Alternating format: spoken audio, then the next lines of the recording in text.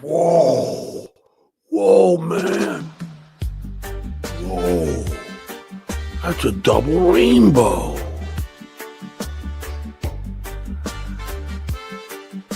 Oh.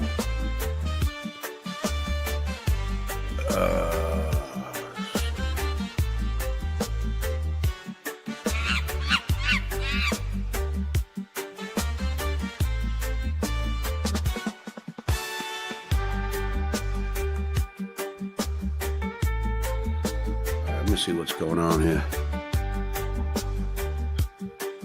Something's fucked up with this camera. Not really sure what it could be.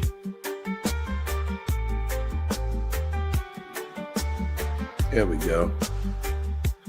Something got mucked up on my camera. You gotta love the... I don't know what the fuck that was, but that was fucking odd.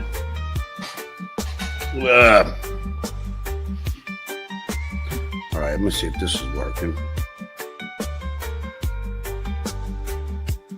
Check, check, check, check. That's working. Let me get this working. That's working. Wow, that was bizarre. What the fuck's wrong with my fucking camera? Jesus. It's fucking weird. It's like that. I almost think I should clean it up a bit. This camera fucking fuck. Let's do it like this. Clean it all off there. And a little dry clean. There we go. Oh, fuck. It's the most I cleaned all week. Hey, how are you, everybody? Well, that was weird. Oh, wait. Let me put a bunch of L's in the chat so I can go along with the children. L.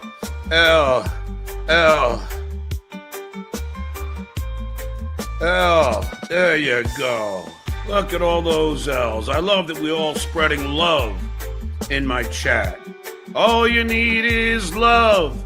I hate this introducing the new notes tab that StreamYard did to me today. I don't need this fucking thing here. I don't know how to get it. I don't know how to get it off, Edith. How do I get this fucking thing off? I don't want it. Fucking get rid of it. I don't want it. Fuck. It's just fucking... I hate when these companies do this to just add something that you don't want and you can't get rid of it. Who are these people? Fucking hell. I don't want it. YouTube's terms of service. I can't even get rid of it. Just for you, all you people at home, there's this like purple strip going across the top of the screen of StreamYard. And I don't want it there. Announcement, introducing the notes tab. I don't want the fucking notes tab. How do I get rid of this fucking thing? Layouts, fucking hotkeys, camera, visual effects. Fuck me, man. What is this thing here? I don't want to leave studio. Fuck it. Fucking notes tab. I don't fucking know.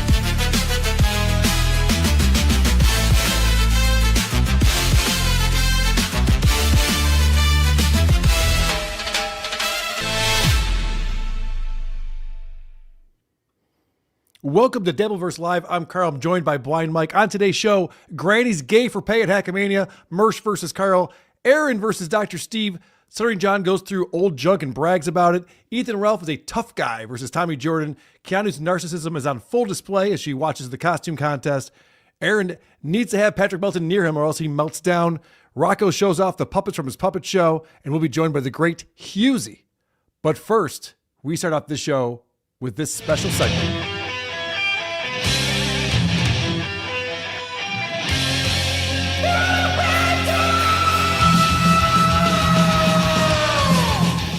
I don't think we've played that one before. I'm not sure.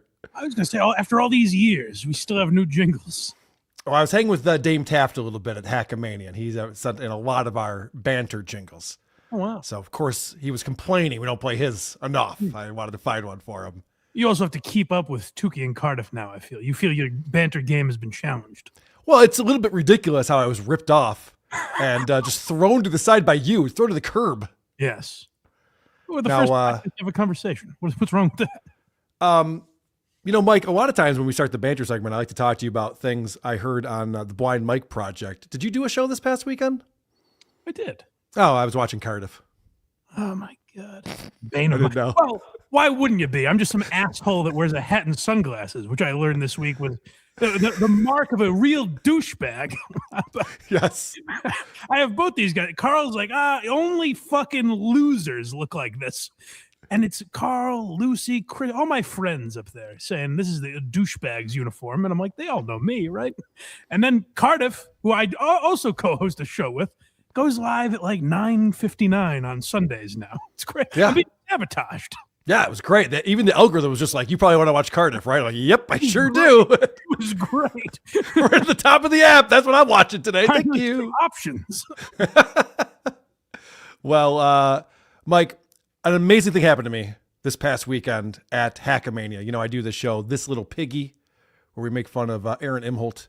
Mm-hmm. And we were doing that on Sunday night. And there was a cameo by one Bruce McCullough, who introduced the show and knew my name, which was very exciting. I'm a huge Kids in the Hall fan. I'm actually going to see Scott Thompson this weekend. He's at the Comedy Club. I'm going there tomorrow night. A huge Kids in the Hall fan. I know you grew up on Comedy Central, but you're a little younger than me. How do you feel about Kids in the Hall? Never really ever.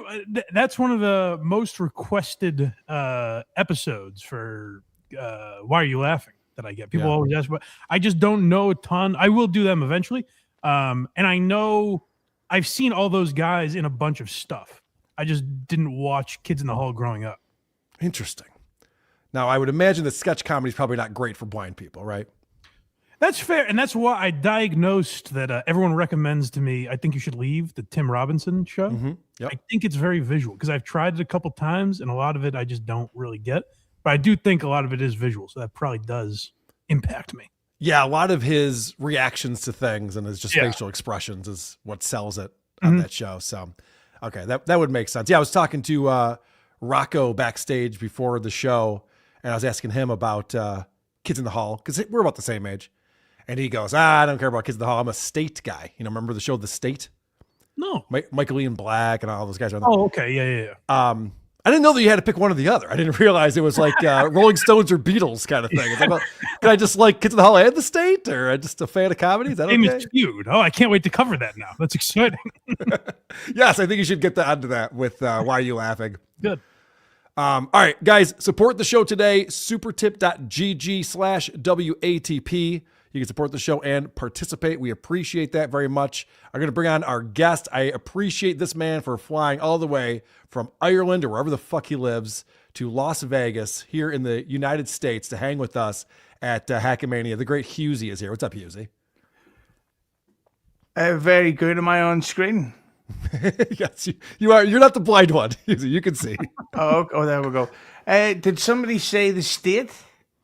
Yes. Do you remember that show? I've never seen it, but if you are interested in an interview with David Wayne, who was on that show and wrote and directed Wet Hot American Summer, well, you can go ahead over to Hughes Entertainment where I interviewed him, and it was great and kind of awkward because I thought he was gay. But it's all there for free. All you got to do is just go up and enjoy the algorithm while laughing very hard. Maybe you're not familiar with the show. We saved the plugs till later on in the program. Hughezy. It's not the first thing we do. That was such a natural segue, though. I didn't even realize he was plugging. It was flawless. It's very impressive. And there's no way you guys are going to let me stay to the end. So Good point. Hughezy, I don't know if you've seen this, but a lot of times I show off new websites that I find that are devoted to the Dabbleverse. Mike Here's is carlsgreat.com. Mike has accused me of finding ones that are favorable to me, but this is fantastic. I don't know if you've seen this. Dabbletube.com. And the reason why Dabbletube.com is fantastic is because there's a link to a YouTube playlist where all of the clippers in the Dabbleverse, automatically this gets populated, and you can see all of the latest videos that the clippers are pulling, which is really fantastic for this show, I gotta tell you. This is awesome. That's good. Yes. that's So very good for all algorithms, especially the ones that are decent enough to send the collab link. yes. Hughezy has mastered the algorithm. I guess not because it's never on his channel, but I always see clips of him causing trouble. Exactly. That's true. That's true. No one watches Hughezy on Hughezy's channel, but they do watch Stalin 19, Dirty Jersey Rat, Pest, I've Mossy seen a lot of Clips. Hughezy's show. I don't know. I didn't even know he had a YouTube channel, but I've seen a tremendous amount of his show. It is very clippable. The clippers love Hughezy's show. Yeah, my show is basically the clip or this YouTube version of Alice in Chains. It's well known, but nobody fucking pays any attention to it when it was active. Let's go. I think Alice in Chains was pretty popular. No, Played pretty big venues. All right, never mind. I know. No, they weren't. My joke was great, and that's the end of it. Perfect analogy. Never mind. Yeah. Let's get into it. Of course, the highlight of Hackamania, if you were paying attention to the shows that were happening and not all the ridiculous midget wrestling and Ethan, Ralph, and Scarlett stuff that was going on, I realized that was fun too. Sure. If you're watching the shows in the theater, then you loved Tukey's puppet show. And did you watch that, Hughezy? Were you there for the puppet show? It was very entertaining, but then I was told by Chad Zumock today that it sucked. So you got to go with Chad. That guy knows his onions. Well, it's funny you say that because Bedabbler was back on his show, El Horrible, showing off the puppets, and it starts with the fact that Chad did have a problem with this. Are you right? Oh, I should have found the video of Chad shitting on your puppet. Oh yeah, he's like, it doesn't even look like me. I don't have that hat. I haven't worn that hat in years. Yeah. All right, so here's the chat because he was like, I wear sunglasses.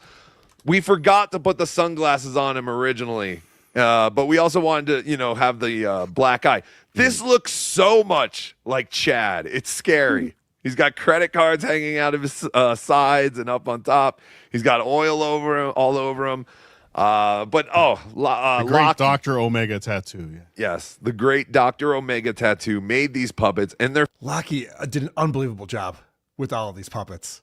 We've seen Lil KB, obviously. Kevin Brennan puppet's been around for a little while, but there's some brand new ones for this puppet show. There was like an episode of MLC, a live action puppeted episode of MLC. He seemed very happy with how it turned out, which I was glad for him because he was also very nervous going in, it seemed like. He was so stressed out. Yeah. I told this story on Who Are These Broadcasters this week. We did a little recap. This little piggy was right before Tukey Soup. And I'm backstage before this little piggy, and Rocco's already freaking out. I was like, I've lost my voice. I can't. He has to do all these impressions and shit. That's like 5 hours from now. And then he has to get up there and be like, wow! Whatever the fuck he's doing with Aaron. Yeah. So yeah, he was stressed out about it. He described it to us between bites of Wendy's on BTH the other night. It was very exciting. He was great. He did a fantastic job. fantastic. Yeah. Listen, you could have gone. That was a privilege. He could have gone with the updated Z-Man character with the. Wow, what a surprise Dr. Steve is on this show. Was there too much Dr. Steve at Hackamania, Hughezy? I don't think that's actually kind of possible. Dr. Steve is like one of those ex-roadies that's always got a new story to tell, mostly involving curing AIDS, but I thought he was great fun, and he smelt wonderful, which was not a common occurrence. I'm convinced there's 5 Dr. Steves. There's no way it's just one guy and everything. Meanwhile, this whore, when I ask him to be on this show, he's like, I don't really like to get into Dabbleverse stuff. gets me in trouble. I know. He's on every show this week, and he did step in it this week. Oh, boy. That's because he new enemy. knows you're going to ask him the cure for blindness, and he's like, yeah, it's going to be awkward. Can't break it. Yeah. Black hat. But I love that he decided to go with the Argyle sweater and captain's hat. Z-Man. I thought it was fantastic. Only Chad would be mad about how you make fun of him. You're not making fun of me correctly. Oh. You should send out a list, Chad. Right, yeah. People were asking, I think Karmic was very honored to have a puppet of him, and he was like, what am I holding in my hand? He didn't realize that was his leg. The Karmic puppet, by the way, stole the show. The writing that they had for Karmic. I don't know. Did you catch it at all, Mike? Just clips. Okay. Yeah. The Karmic puppet was fantastic. His voice is like, he genuinely is a talented guy, Rocco. Like, he's very funny. Very like, much his so. voices are great, and he has funny lines while he's doing it. It's not like it's not necessarily even a good impression. Like, he's made it its own character. And even worse than that, he's actually a genuinely nice person, because I don't know if you knew about this, Lady K, but I almost didn't get into the hotel. Oh, yeah, that's right. Yeah, because basically the short version is I've never traveled, but the last time I traveled internationally was 2005, and times have changed a little bit. Am I right? But seriously, guys.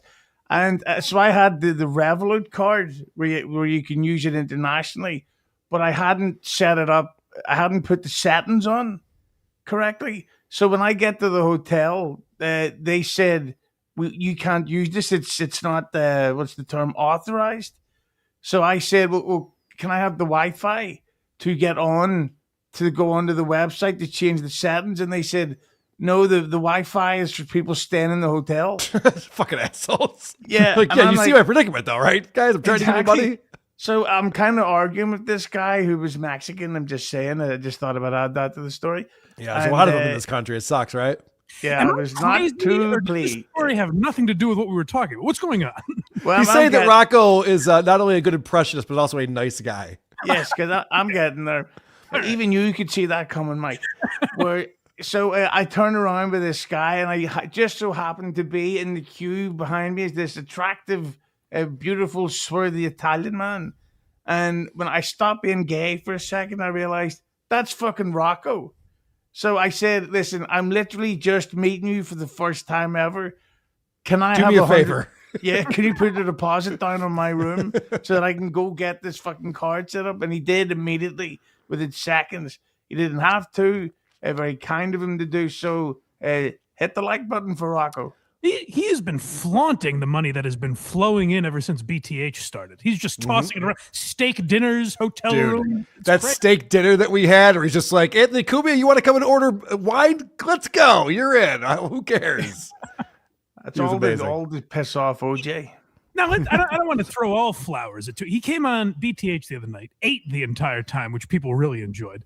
Yeah. He's on for an hour and just told us how generous he is with the steak dinners and everything. He's on for like an hour, maybe more. And then he goes, anyways, I have some great Hackamania stories. I'm going to tell him tomorrow on my show. Yeah, and I said, this is your show. But that's what I was saying. He's a complete piece of shit. Yes, thank you. I have nothing good to say about him, and I hope he dies. Good. Yes. Fuck Rocco. That's the official stance here on Dabbleverse Live. And if you do this, his leg moves, and you can actually play the rock guitar with his leg. He did lose his cigarette. He came out for the start of his show. Rocco's been talking about our private chat. He's been talking about for years, actually. We should have a karmic karaoke contest. And all of us are like, no one likes karmic music except for you, Rocco. No one wants to sing those fucking songs. Oh, you'd have to sing the karmic song? Yes. I thought you meant like a karmic impression, like you're singing as karmic. No, he loves the fucking songs. So he actually came out to his shows singing Ghost Party, whatever the fuck hit. It's great to have a niche within a niche. Like the Dabbleverse is like it's a very niche community. And to be in that world and have people go like, I don't know what the fuck you're talking about. Right. This is the Gino puppet coming up here. And then he made Gino I don't know if it came off on the thing, but he made Gino's filthy feet. I put the blender in Gino's hand just for the puppet show. We needed it, but otherwise he's holding a cigar and a microphone. This is an actual doll. There's no puppetry involved in this at all. Producer Chris was in charge of this one. JT was Karmic, and he was also the Ava puppet. Keanu. Oh, and Keanu. Oh, you were Keanu. That's right. So this is an Ava puppet that he made. It's just like a little demon, and it has a little pair of testicles. It's fantastic. The attention to detail is really fantastic with Lockie. He does a great job. I couldn't tell. Maybe I got, but I think Rob Saul might have got because I saw a clip where Rob very casually goes, yeah, Ava got a nice ovation last night. And I saw something, but like didn't watch it at the time. So I was like, oh, maybe Ava showed up. And I mentioned it to Cardiff, and he goes, that was Tukey. I was like, God damn it. Yeah, it was Rocco at the costume contest dressed as Ava, and his impression, everything he does just blew everyone away. It's very funny. I think even Ava was appreciating it on John's show when they were playing a clip. Yes. Well, John's going to end up calling her transphobic for enjoying that. Right. Looking great. Look at this fucking thing. That's another thing. I don't know if people notice. Another puppet that's smoking a cigarette. I might turn this into the, I don't know if you heard Aaron Imholt on Monday, but he claimed that when he was in the polycule, it was because he had a sex demon. So now I'm going to get you all. It's a sex demon. So this might be Aaron Imholt's sex demon. I have to work on a voice for it. Oh, I'll just do the Ava. I'm going to make you do horrible sexual things. Mike, you okay with this? He's scooping you on the voice for the Aaron sex demon. I mean, you're the Beggy monster. I feel like you should get first dibs on this. Multiple demons can swirl around in Aaron's world. There's a lot of demons there already before me and Tukey got there. His Ava impression is great. One more clip from this. I know this is very visual, so I apologize to you, Mike, but this is the Keanu puppet. The Keanu puppet was also fantastic and one of the highlights of the puppet show for me anyway. Okay. And then this is the Keanu puppet. He made her head very wobbly so she could just giggle and but yeah, it's fantastic. And Keanu's dialogue during the show was never a word in English. Just baby talk.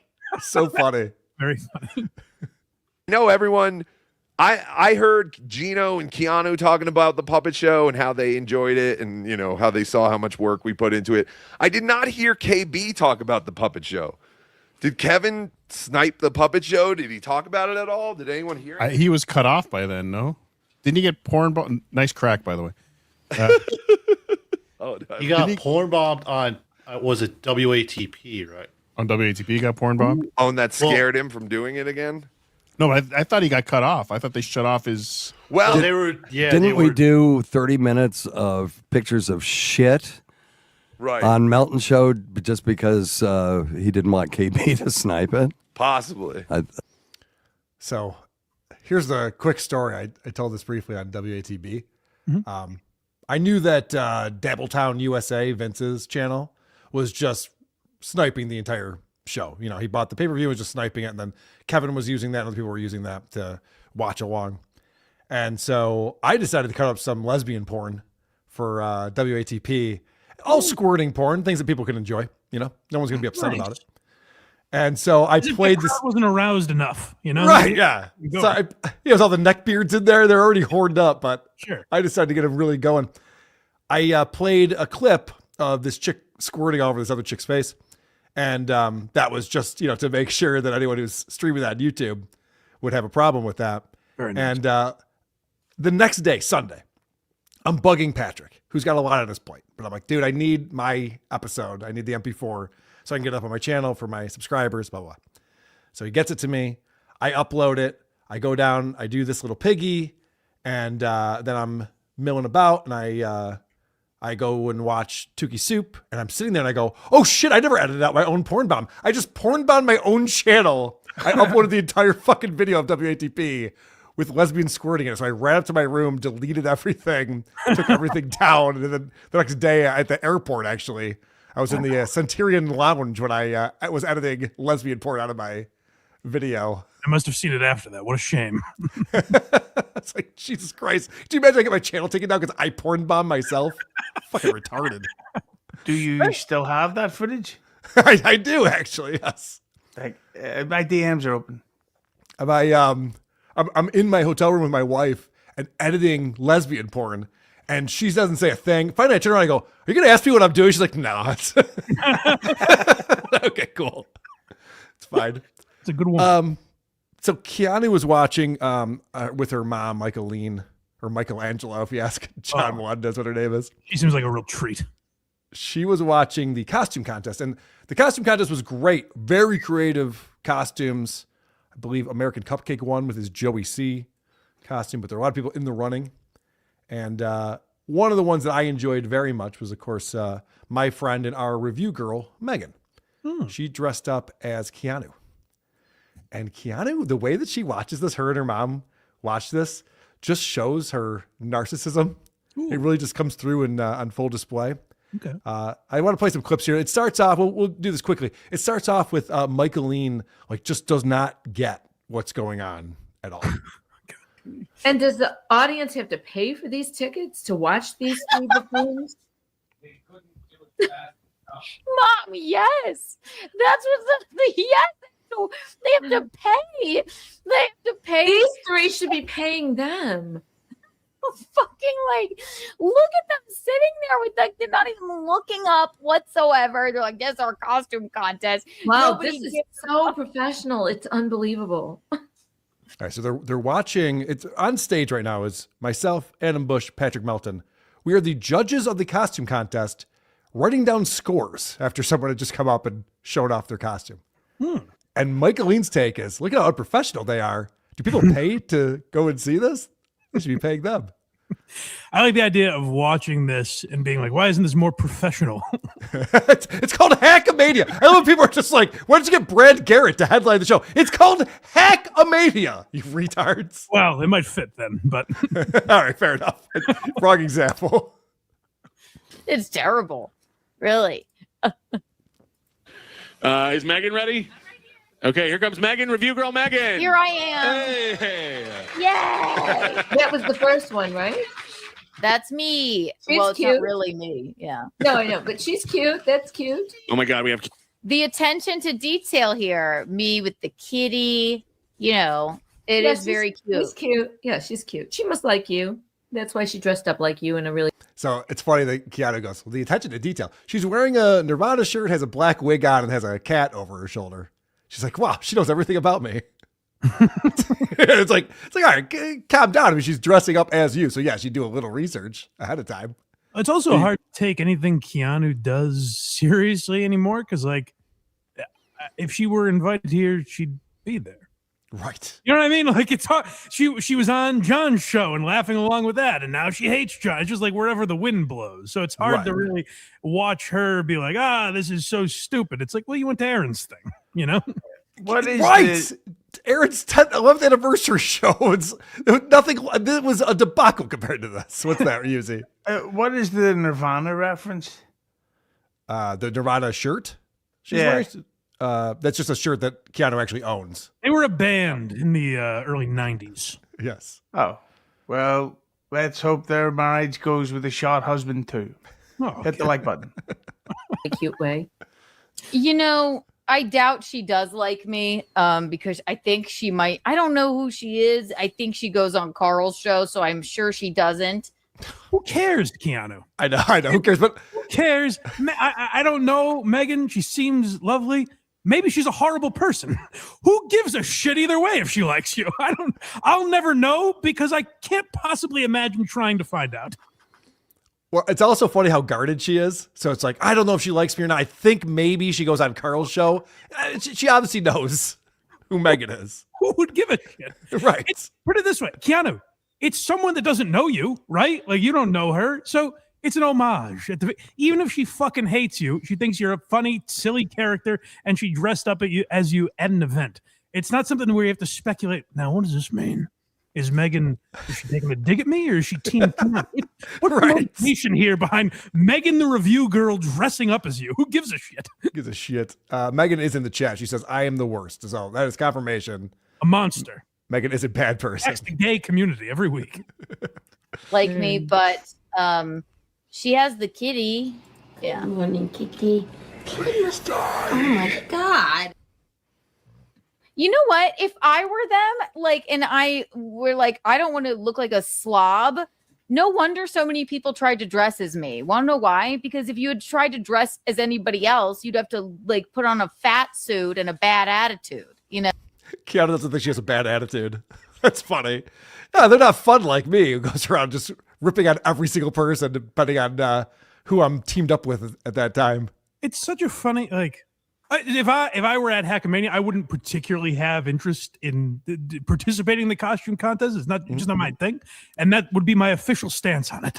I wouldn't protest outside of it, but it's such a funny like stand to be like, that's why they all dressed up as me because I'm the best costume. It's like, how is that your take on this? Well, the funny thing too is that there were dozens of people who signed up for this costume contest. Right. 3 of them went as Keanu, kind of. There was Megan. There was Tracy Hollywood, who flies in from Australia every year to be a part of this. And then there was another gentleman who dressed up as Kiki's butthole. She's counting that. That's one of the Keanu costumes. It's a dumb, silly thing. And the reason I don't have a problem with it is I assume everyone that participated would not have a problem with me saying that. Right. You know what I mean? No one's taking it that serious with it. A little respect for my Gino costume. Well, it's funny you say that because at a Creep Off event we did, skinny Chad Zumach dressed up as you, Mike. I remember telling you, like, he had the hat and the glasses and all the whole thing. I don't remember you being like, is he friend or foe? What's his angle? That guy has never said anything crazy before. So who am I to question what skinny Chad Zumach does? Sure, he's fine. No. So like, no wonder. I mean, the only difference in color, he's got a little olive green on his jacket. He's an asshole too. I know it's ridiculous. We're all three assholes. How is Adam Bush an asshole? What did Adam Bush ever do to Keanu? Why is she feeling all these feels for everyone? It's so weird. That is a funny stance on Adam Bush. Like, who, more or less the most mild-mannered guy of all of us, probably, to be like, he's a fucking asshole too. It's so weird. I've been slipping her insider information. He's an arsehole. Okay, fair enough. You would know. I know. I had such nice conversations with him at a fucking content hotel, and then he's just like, "Ugh." He's a little worm too. But this is attention to detail. I have that shirt. I literally wear it on streams. I think I wore it to Aaron's show. It's from. She calls that attention to detail. It's a Nirvana in utero shirt. It's very popular. You can find it at Target. And she goes, look at the attention to detail. I own that same shirt. Yeah. Millions of people do. Target. I don't even like Nirvana. So I like. Keanu, there's a microphone now. Now you're not using it. Hello, Melty. Bing, bing, bing. This is my darling Petunia. That was very good.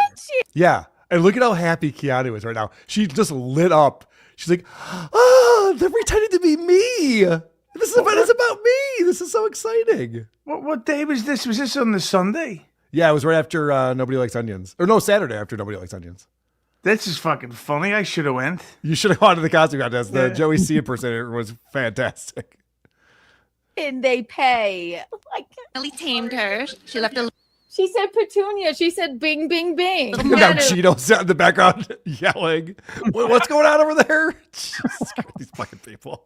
You're the only bright star in there. Brought some deranged maniac to yell behind her. That would have really. Oh my god! Oh, that's hilarious! They should have got Rocco dressed as Gino to be screaming off mic.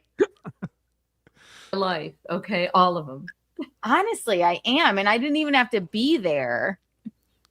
This is hilarious. So this is what all these retards think. They all think that we're obsessed with them. Like if you asked Aaron Imholt, this entire event's about him. You know, Chad Zumach, Stuttering John, Keanu, they all think like everyone's just obsessed with me.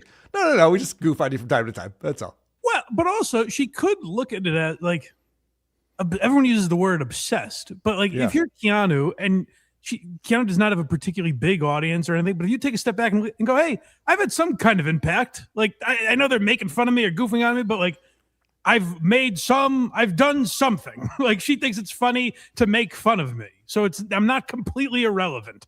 Like that would kind of be, a bump in ego for Keanu, but they don't really ever look at it that way. They get like angry about it and think it's something they have to tear down. Right. And Michaeline's upset for her, as we'll see. Oh, good. She put, I didn't realize this when I was listening to it earlier. She's like, this is my darling Petunia, bing, bing, bing. And then she put a little scratch on her face. I see that. That's so cute. Good job, whoever you are. Hello, Melty. Bing, bing, bing. This is my darling Petunia. I finally tamed her. She left a little mark on my face, but now we're best friends. It's fantastic. You're gone a long time without a cigarette. You okay? What? Oh, good one, Karl. Oh, so funny. I think she's being She's been up there sarcastic. for 30 seconds. You wish you were cool like me, Karl. Sorry, I had to leave that part in. She's like, and I make fun of, Keanu for chain smoking. And she goes, you wish you were cool like me. Yeah, no, I wish I was chain smoking on my show in my house. It's cool. I've heard it from John too. Everyone thinks, oh, no, you're not the cool one. None of us are the cool one. The Dabbleverse is not cool. I can tell you that. Did you give out coolest this year at Hackamania? Who won? Oh, that's what we should do. We should have an award ceremony. Yeah. Who's coolest? Well, according to the banter we had earlier, I believe Rocco would win that award for all kissing his ass. I guess, which says a lot about the award itself. Yes. All right, so real quick, just one more clip from this because they're terrible at this. I was watching a bunch of them watch the costume contest. They're pausing it every 3 seconds. They have nothing to say, don't add anything. They just seem like they're butthurt that they weren't invited, that they weren't there. And so they're trying to find angles on what to make fun of. All right, thank you, Megan. On your way, could you bring that Fantastic. microphone a little more over this way for everybody? Now you're having the contestants move the equipment, Melty. I thought this was a pro show. I thought this was a professional festival. How much did they? What is she talking about? She's quoting Aaron for some reason. Right, yeah. It's like, that's our friend Megan. And we go, hey, Megan, can you just move that over here for the next contestant when they come up? It's like, oh my gosh, why isn't there a stagehand? How much are you paying me for that, Patrick? Yeah, like, what the fuck are you talking about? We don't have a guitar tech that runs up and hands Lars Ulrich, and it wouldn't be Lars Ulrich, fuck you, James Hetfield, his guitar. Nice one, Karl. I thought this was a pro show. I thought this was a professional festival. How much did they have to pay to sit in that audience? Thousands. I don't know. No. I don't know. And then they had to fly there. They had to pay money to go there. Yeah, Michaeline, are you starting to figure this out right now? It was $100 to get in minimum. And then they also had to fly to Vegas to be there, and hundreds of people showed up, more so than the year before, more so than the year before that. So what are you making fun of? Here's what I never understand about that criticism. They did it. You don't have a gun to their heads making them pay. Like they found it to be a reasonable enough rate to go. I don't. Why is that a big deal? And everyone who went wants to go back again next year, and everyone who didn't go thinks it sucked. That's the big takeaway. But even saying like it doesn't look like something I would enjoy, or that seems fine. But like, and it's also in a way part of the problem with this, like a show like this. But the idea that the Dabbleverse, like if there's news around the Dabbleverse on a week like last week, where all the shows, all the people were there, so there's nothing really going on. A lot of these shows have to talk about something, so they're like, this event seemed like it fucking sucked. Let's make a thing of that. You know what I mean? So they have to turn it into maybe more than it is. Because I haven't heard. It would be interesting if I heard people that were there, either like on the shows or attending the shows, that were like, "This fucking sucked." That would be interesting to me. But like observing it from the outside and being like, "It seems like it sucked, but everyone had a good time." Then who cares? They had a good time. Yeah. Yeah. They fucking what? I think a ticket was like, I don't know, they had VIP tickets. They had like where's the VIP area for these three knuckleheads? I don't know, in Melton's stomach. This is the one who made fun of me for the cigarette joke I had on stage. But her comedy is, the VIP section is in Melton's stomach. With his back pain, he'd never be able to carry that many people in there. It's ridiculous. Good point. Good stuff, Keanu and Michael. I'm glad you guys covered that. Well done. Let's get into, real quick, some super tips. People are supporting the show. We appreciate that. Coming up, we have Granny Fucked a Tranny. We have Mersh versus Karl. We have SteelToe versus Dr. Steve. Some Stuttering John stuff. All sorts of things to get into. I want to talk to Hughezy about our interactions a little bit at Hackamania. That was very, very fun meeting Hughezy in person for the first time. I think everyone was impressed by Hughezy. My only complaint was that he just does his show 24/7. Yeah, I'm literally just having a conversation with him, and he yells, "Hit the like button!" Like we're not streaming right now; we're just hanging out. How exhausting! No offense. I knew I forgot to do something. At Hackamania 4, I'll remember to record at the time. All right. Supertip.gg/WATP. Mistress Meg weighing in. Puppetry is a lost art like comedy. I agree. It's true. Tom R. Great show, Karl. Well, up until you let the Lucky Charms guy drone on. I think he's still telling that joke. Thanks, Mike, for bringing us back. Fuck Stuttering John. They're talking about your amazing anecdote with Rocco in the lobby. It was amazing. And Tom, that didn't bother me. But if you really want to bother me, let's see some yellows and reds. That's when it really pisses me off. That'll enrage him. Yeah, because I'm not paying the golden shower going, guys. Yeah. Green just means that I was right. So. Rumpled Trenchcoat, a Columbo podcast. I'm such a dweeb that I can be editing lesbian pornography, and my wife doesn't even doubt for a second that it's work related. Yeah, it's probably not a good sign. She's just like, I know you're not into that, so whatever. It's 100% women, so there's no way he's jerking off. Mistress Meg, next year, Kiki lookalike contest. That's not a bad. I think Meg would be the front runner for that. It would be the small contestant pool, I imagine. Yeah. Juggernaut. How did Keanu get the Joker as a guest? She's got some connections. Yeah. Michael Lee, when she comments on people's appearances, it's wild. American Cupcake coming in. Fuck that American Cupcake. I look and sound nothing like that.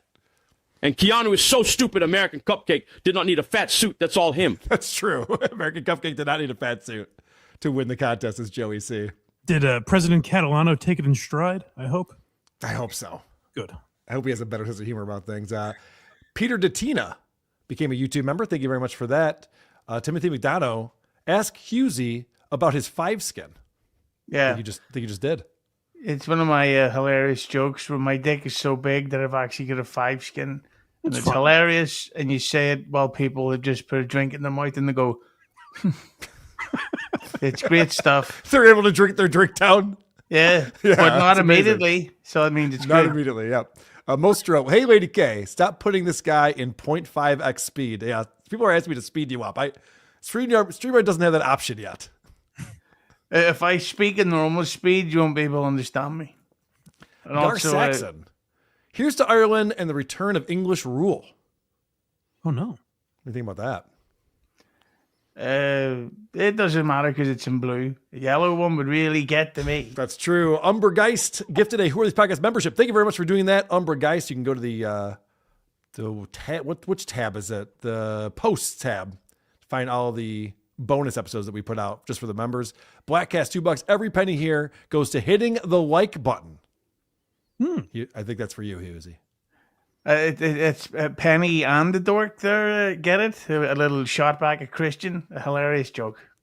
Germ 42. Oh, nice. This is on the YouTube featured page. Are you trying to get me to pull an Aaron Ebold? Hold on a second. Is it? Let me check. Guys, we're trending. We're the number one show on YouTube right now. Rambo 25. Hey, Karl, I'll tell you what's cool. The opening of Dabbleverse Live. I love the opening. Almost as cool as Blind Mike's Sunday morning show. Hold on a second. Is this who? Do I know who this person is? Oh, damn it. I was going to say credit to Casey Day, but maybe it is him in I got to imagine this is one of his alts. That is a Casey Day production. People enjoy that intro. It is great. Just do it. Hughezy's Kiki's mom, would you? No, I don't find Bob Levy attractive. Yeah, I don't. So does she actually look like Bob Levy? No, it's just the horrible thing people say. Okay, all right. Because I was like, what an atrocious comparison for a woman. No offense, Bob. I'm sure he's a lovely man, but I don't think women want to look like that. But the answer is no. But Kiki, I would, specifically while married to Gino. Yeah, he'd be in the cuck chair. Yeah. Hellraiser 69. Hope I can make it to the next Hackamania. Sounds like a real hoot. Skull. Hellraiser comes out to all the events that we do, Isotope shows and stuff like that here in Rochester. So I know he'll be there next time. Juggernaut coming in. Scratch that. She looks like the lead singer of Rammstein. Okay. Fair enough. Let's talk about what's going on with Granny. Now, I assume that you met Granny, Hughezy? I fucking legitimately hate him. Okay. I genuinely, I've got an addition to this story that happened last night. Oh, good. So he's a piece of shit. Well, quite literally, but. So Granny and I were like, he was everywhere too. And Granny would always like point at me and we'd like make eye contact and wave or whatever. And then eventually one time he came up to me and talked to me. And he goes, Karl, why do you hate me so much? And I go, well, because it's like all of this. And he goes, yeah, I get it. Oh, so I think you do hate him. I don't hate him. I don't think he's entertaining on shows.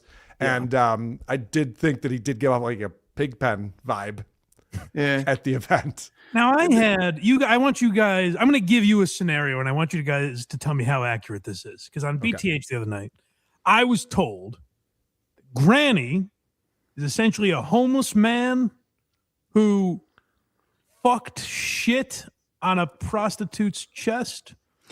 I'll clarify this for you. How it happened? So he's a homeless, retarded man. Okay.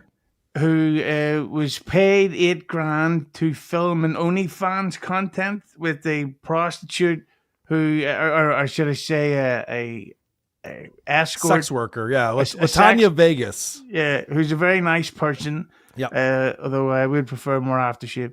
Her thing is she lets people and put down your snacks, ladies and gentlemen. She lets men shit on her chest and titty fuck her. Via shit for a lot of money too, from what she was saying on Melton. There was really no exaggeration or hyperbole. Well, hold on. Let me play the clip because that's not necessarily what Granny did. Okay, all right. So this is after the final show, after the puppet show. Melton goes, there's so many streamers here. Come up on stage. We're gonna do a stream on my channel. It'll be up on YouTube. So they just start streaming stuff, and I think Moody's up there and Granny, and maybe one of the transverse ladies, something like that. Yes, the contributors are a mystery. I fucked a dude in his butthole. Relax. How many times? Hello? David Chandler said that it was Granny's idea, and as soon as he threw out the number, he was like, done. Shit! Kind of what happened. No. Okay, so Patrick Melton is outing Granny on what actually went down. Like you said, there were $10,000 at stake here for Granny to fuck this trans woman. And apparently, according to Melton, and Granny seems to be upset that he was outed, David Chandler, a blast from the past. David Chandler was always a guy who supported these shows with big contributions. David Chandler said, I will put up the money if you will fuck Latanya Vegas in Vegas. And the split was going to go $8,000 to Granny, $2,000 to Latanya Vegas to do this. Not only that, half of Granny's money was supposed to go to the kid because he has a kid with Lemmy.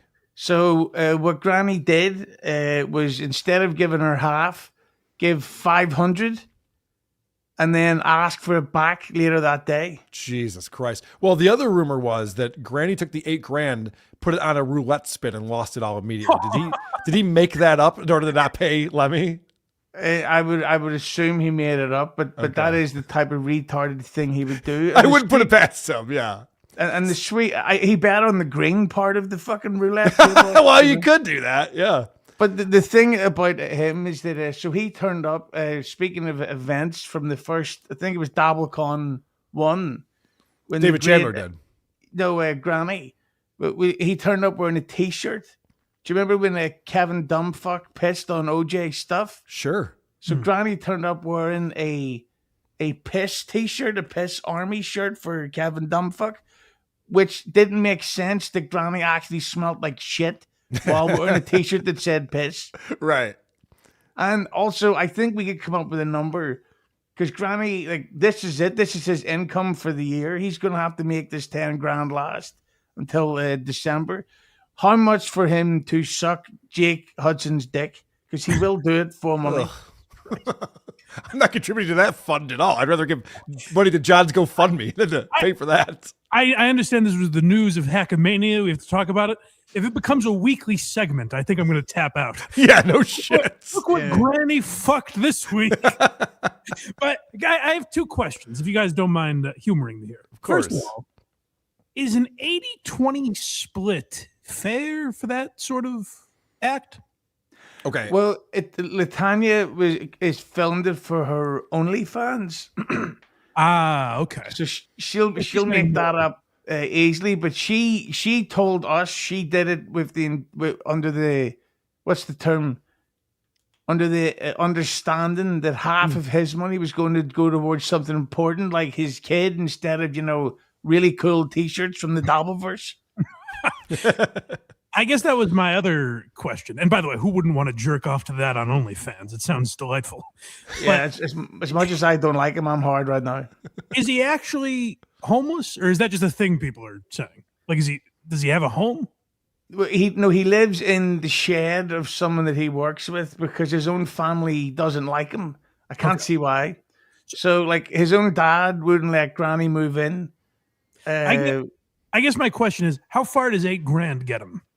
Because that's a lot of how I judge this. Is that like how much is that to me? It's life-changing money. But the thing is, it's okay to say that, but prices aren't different for homeless people.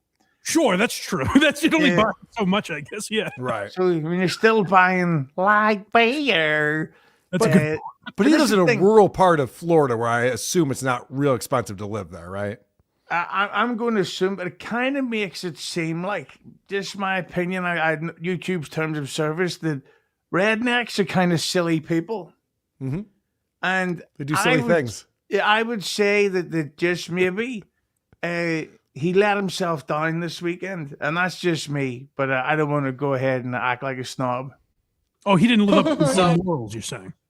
If people dress up like him for Halloween, whether they realize it or not, he's a cunt. He instead of Joe Dirt, he's a Joe Shit. I think there's actually shit in his hair, like a chunk of it. Yeah, as if he's really storing it gross. for the winter.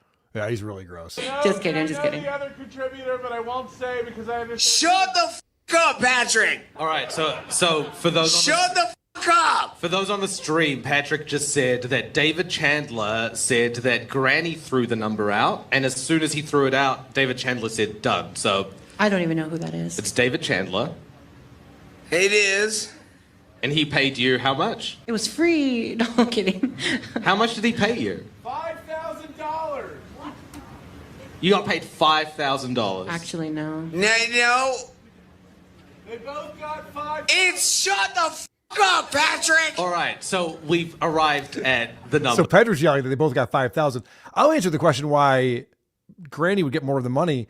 No one's putting up money for someone fucking Latanya Vegas if it's not Granny doing it. Like, Granny's the reason why money's getting thrown out there. And Latanya seems like a very nice person, but when I was talking to her outside, one of her teeth fell out.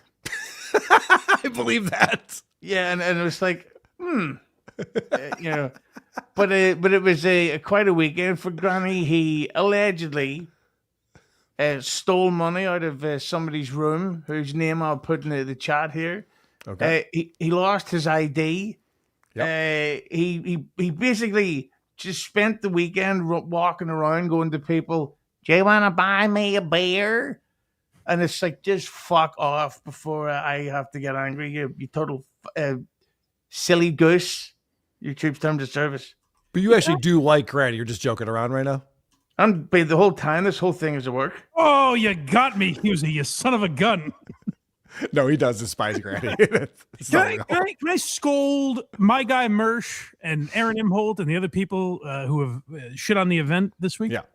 This happened, and you guys are like, I heard the stream didn't really work. They didn't Thank you. They didn't have the audience mic'd properly. Like, there's a homeless guy fucking shit and then like denying it. Like, this is going on, and you're like, yes. I hear people were dissatisfied with the audio quality. The Papa Pizza wasn't the best pizza I've ever had in my life. Yeah. What are you talking about? Yeah, and spoiler alert, Rocco's going to dress like Granny at Hackamania 4. I just can't believe somebody like that exists. I'm more shocked that he got into the fucking hotel. I don't know if I told you my great story about when I Yeah, we know about that. Anyway, so he was staying with a couple of gentlemen. I've been on Fremont Street. Granny does not stick out. That's true. There's a few grannies walking around there at night. Mike, I was wearing a kilt walking down to the zipline station all the way down Fremont. No one ever gave me a second look because I was normal.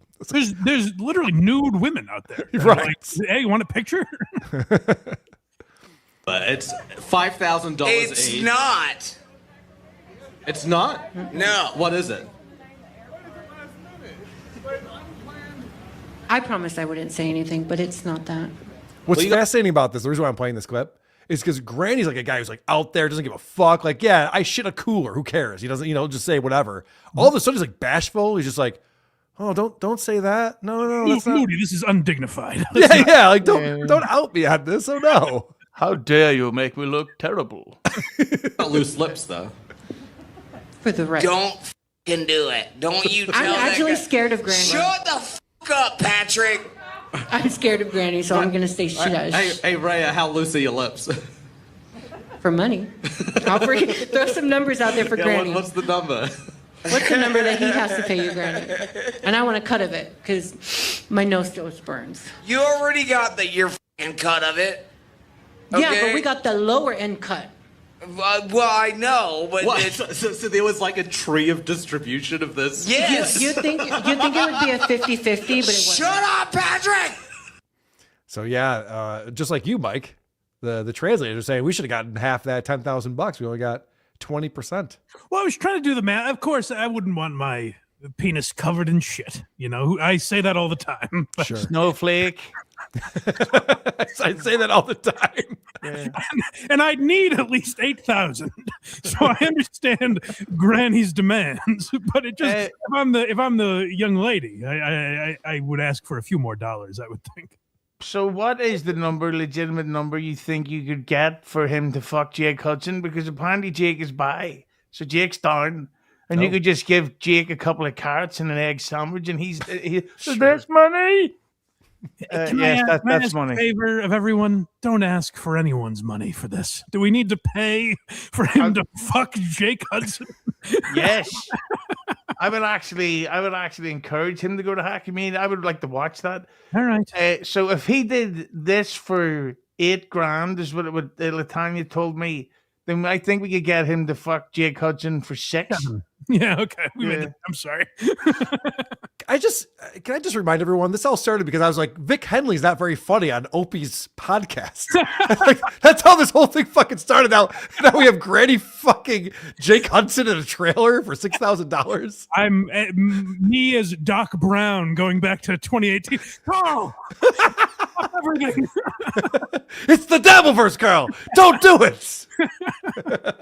The fuck. Usually really wants to see this happen, though, it seems like. Yeah, because I know he'll do it. Because it's not like basically, I don't think he's going to be working on Wall Street anytime soon.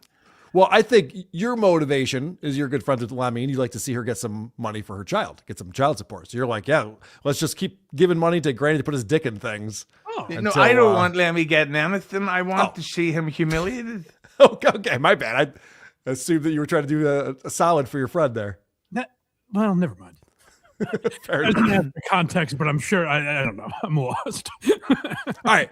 Let's talk about Mersh talking about me. Mersh has been talking about me a lot. He's trying to get something going between the two of us. He wants that very badly right now.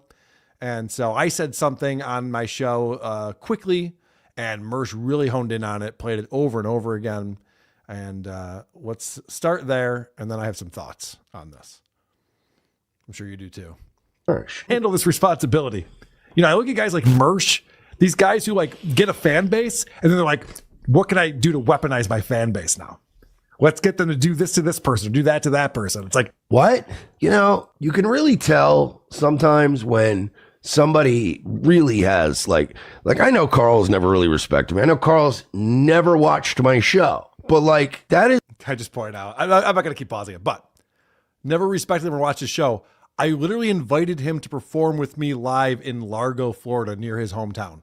I set up a live show for WTP and said, hey, Mersh, Royce, you guys want to be a part of this with me? And they said, yeah, great. And we did a live show together. So I don't know where he's coming up with that. This is the most telling way of letting everybody know that you do not watch my show. You are not familiar with my game, if you will. What? Have I ever weaponized you guys? Have I ever tried to get like a brigade going? I don't even tell you guys to go like leave negative comments and shit like that. Like I weaponize my fan base and turn them again. I would like anybody out there to please show a single piece of proof or a single, like anything to prove that I at any point have ever been involved with gay ops. All right. Mike, thoughts? I know you pulled that clip. I wasn't gonna. Well, I was just curious from you if what I don't know if there was an example you had in mind. I was curious to hear that. Okay, so it's funny you say that. You just heard him say, "I've never even told people to leave negative comments," and then later on in that same program, Mersh says this. But I think in the court of the public opinion, Karl should be absolutely fucking shamed whenever people get a chance for saying that kind of shit. I blame gravity, says, does this pansy? Mersh, you've destroyed my whole case here. Yeah, hold on. It gets worse, Mike. Hold on. It gets worse.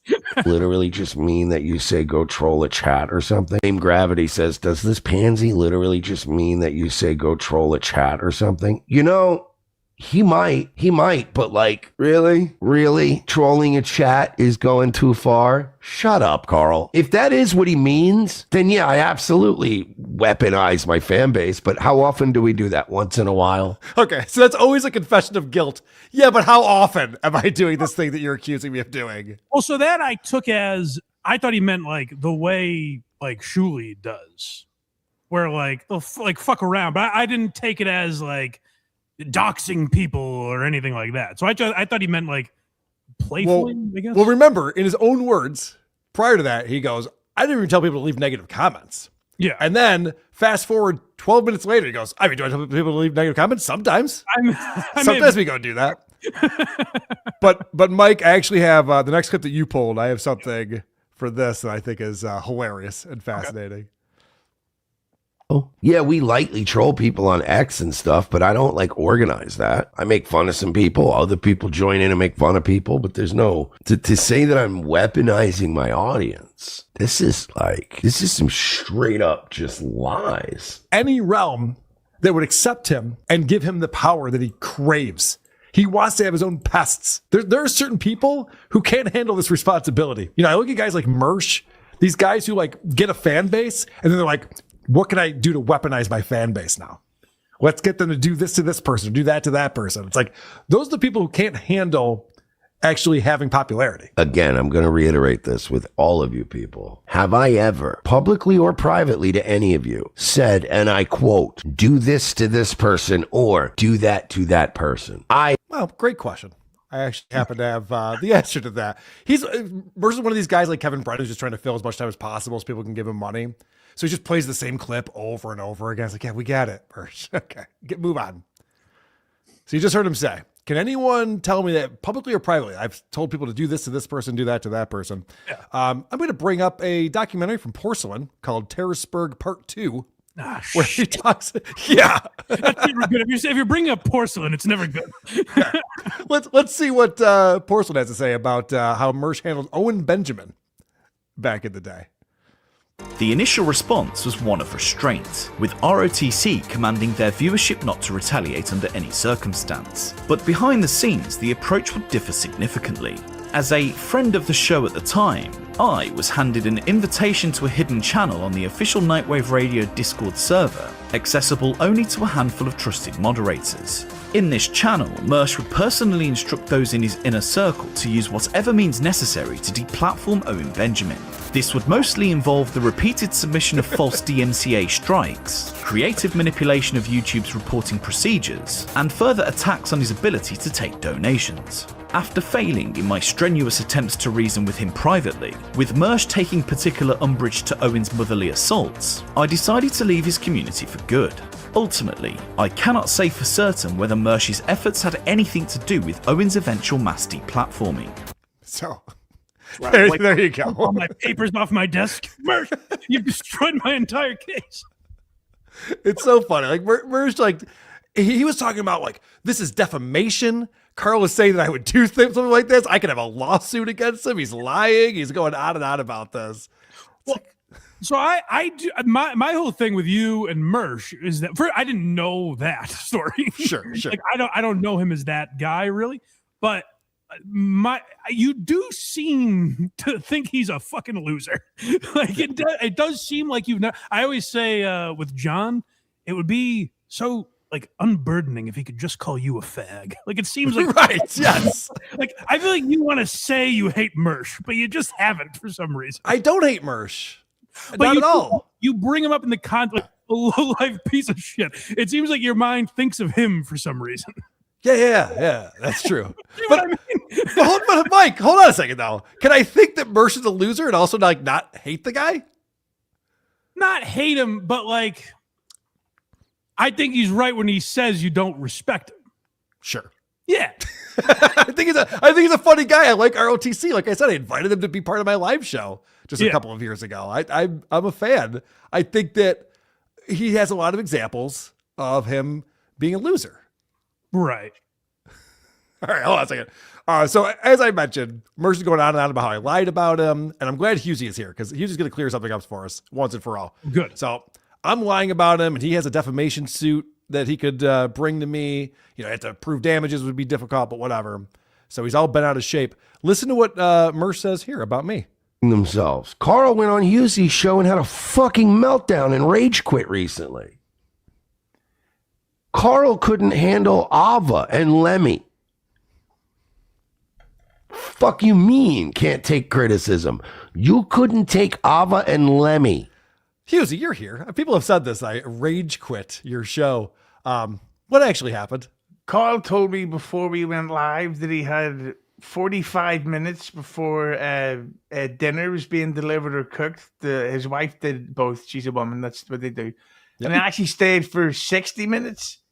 I actually stayed on another 20 minutes after that because I was messaging with Jen. She's like, "It's not ready." I'm like, "Okay, cool." So I stayed on as long as I could on the show with you. So even if we were talking about fucking Star Wars or really cool pair of scissors like this, he was going to be leaving anyway. So he didn't rage quit.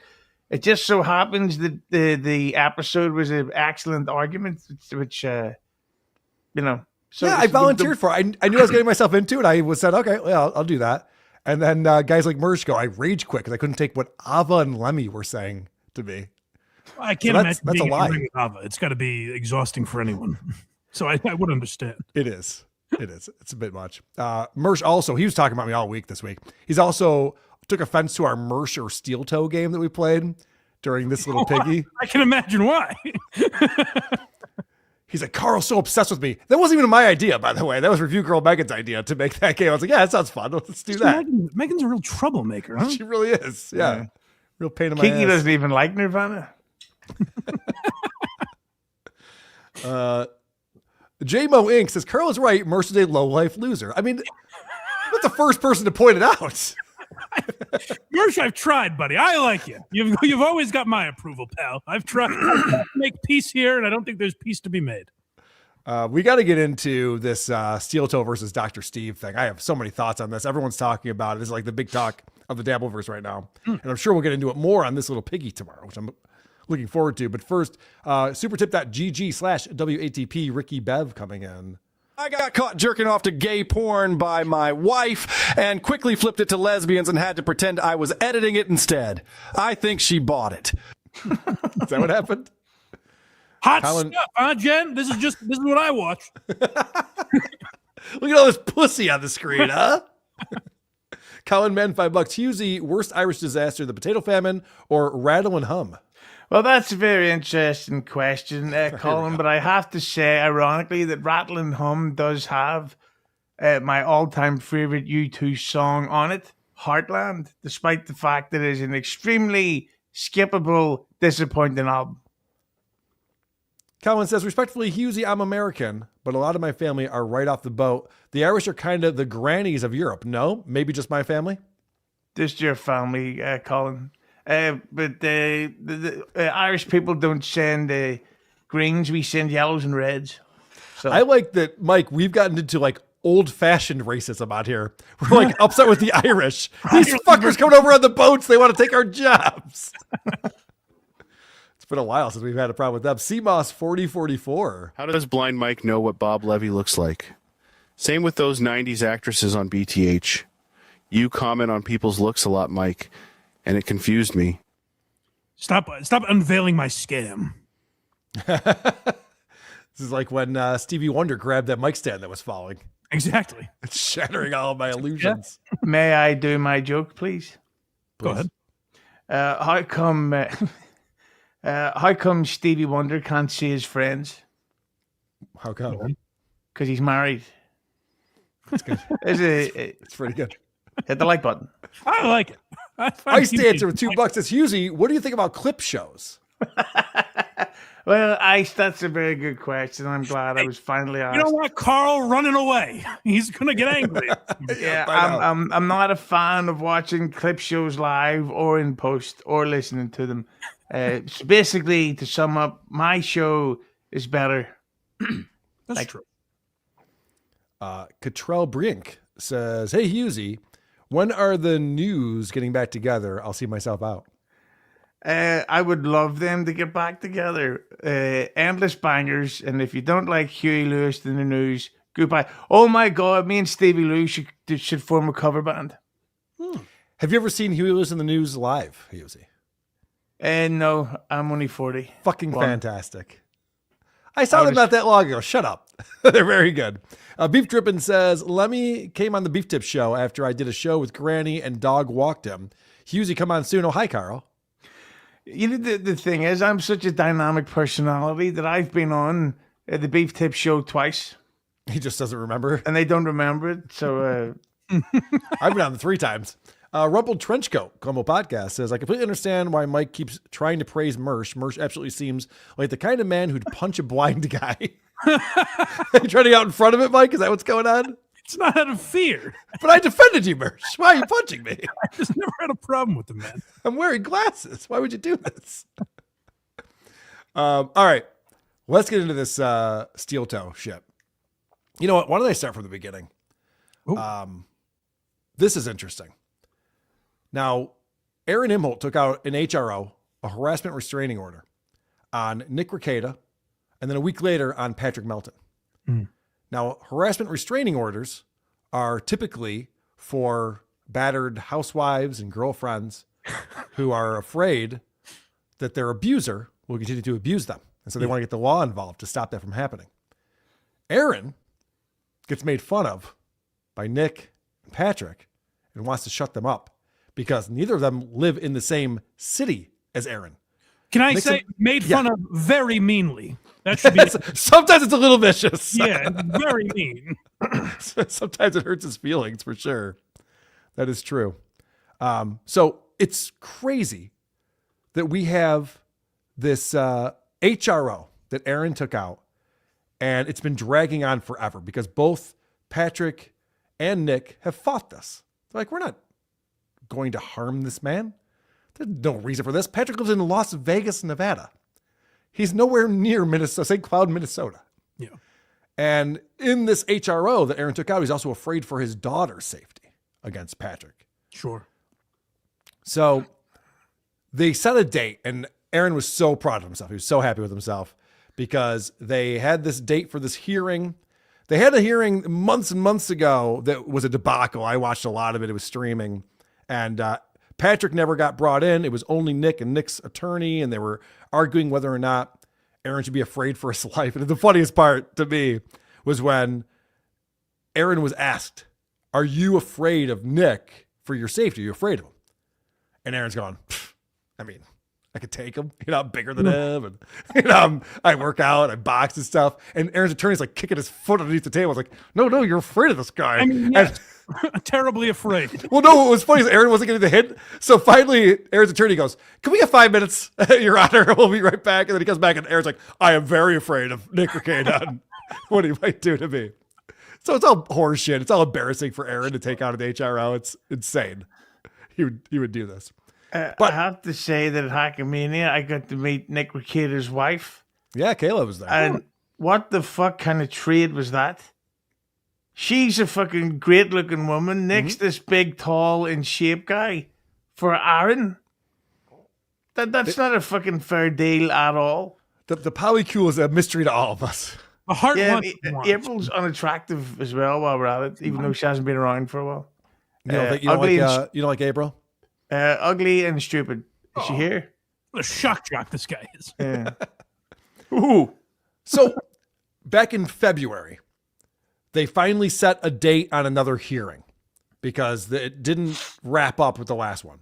So they set the date April 13th. Now, this made Aaron very happy. He went on his show and did a victory lap about this because April 13th is the Monday after Hackamania, which would make it difficult for both Patrick and Nick, who are going to be in Las Vegas through Monday morning, at least.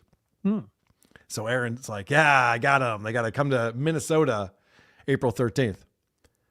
So then this request goes out from Aaron's attorney to the court. If the court is, so I should mention that Patrick and Nick asked for a continuance. They're like, well, April 13th doesn't really work for us. Can we push it to a different date? It's wild that we're putting on this long event over this weekend in Vegas, and now we have to be at the courthouse and that's the St. one Cloud. week because the last meeting was like, wasn't that like August of last year? Dude, yeah, maybe September. It was forever ago. Yeah. Right. It doesn't make any sense. All of a sudden now April 13th is the day everyone has to show up in court again. Right. And for whatever reason, the first time Melton was able to do it virtually. This time he has to be in Minnesota, which I have to point this out.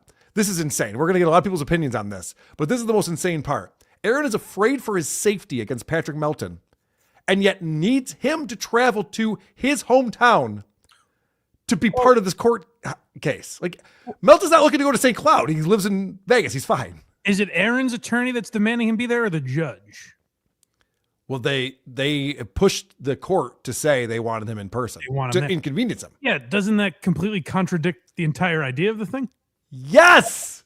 I don't want you around me. I mean, this one last time so I can tell you to leave. But this is what's so insane. All right, so this is what the attorney wrote to the court after Patrick and Nick asked for a continuance to push the date out. He said, if the court is inclined to grant opposing counsel's continuance request, we ask that the court order Mr. Recaida and Mr. Melton to not engage in and or encourage any harassing conduct related to my client during this year's Hackamania event. This includes, but is not limited to, making disparaging comments about my client, as well as not sharing any private documentation, images, text messages, emails, etc., without my client's consent. So literally, they're showing their hand. This is not about a restraining order, concerned about your safety or your daughter's safety. This is about, I don't want them making fun of me.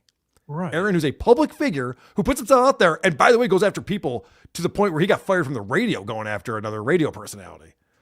So Aaron's not like this innocent guy just minding his own business, and all of a sudden it's like, why are these people being mean to me? What the fuck's this all about?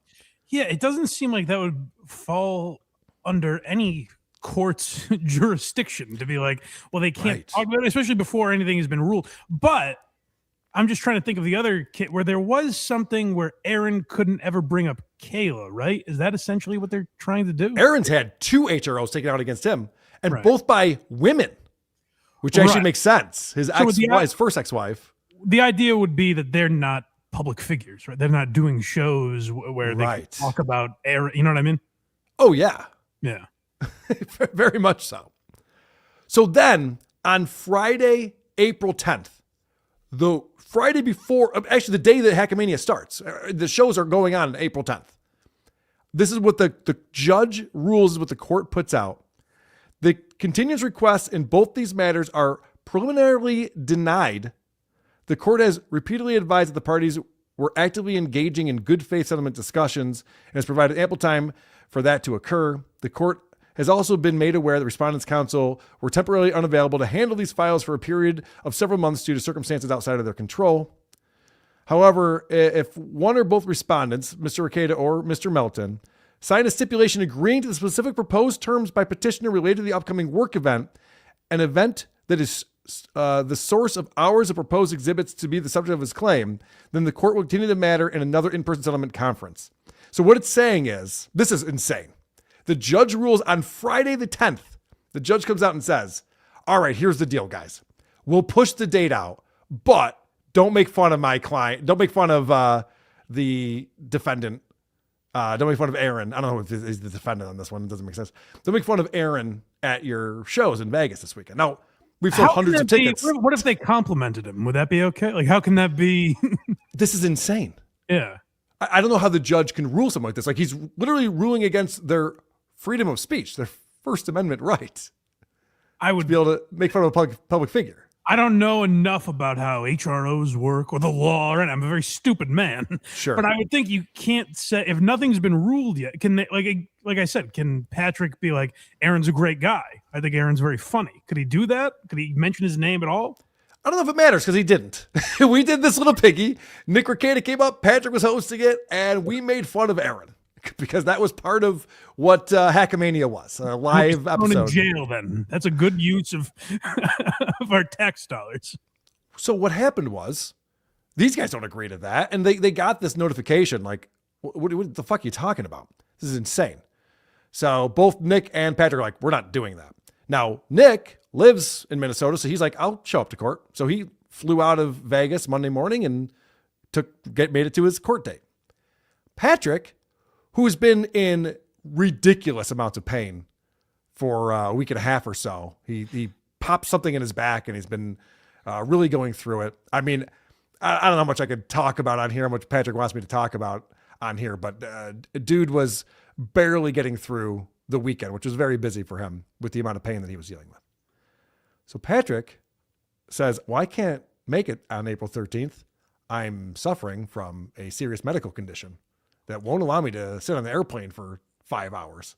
But isn't it true that back pain is developed from him harassing people online? Maybe so, Matlock. I'm not sure. Well argued. So this is Dr. Steve on Rocco's show, and this is what starts all the controversy that's going to be happening now about this case. How is the hunches back? Was it all a work to dodge the long arm of the Minnesota law? No.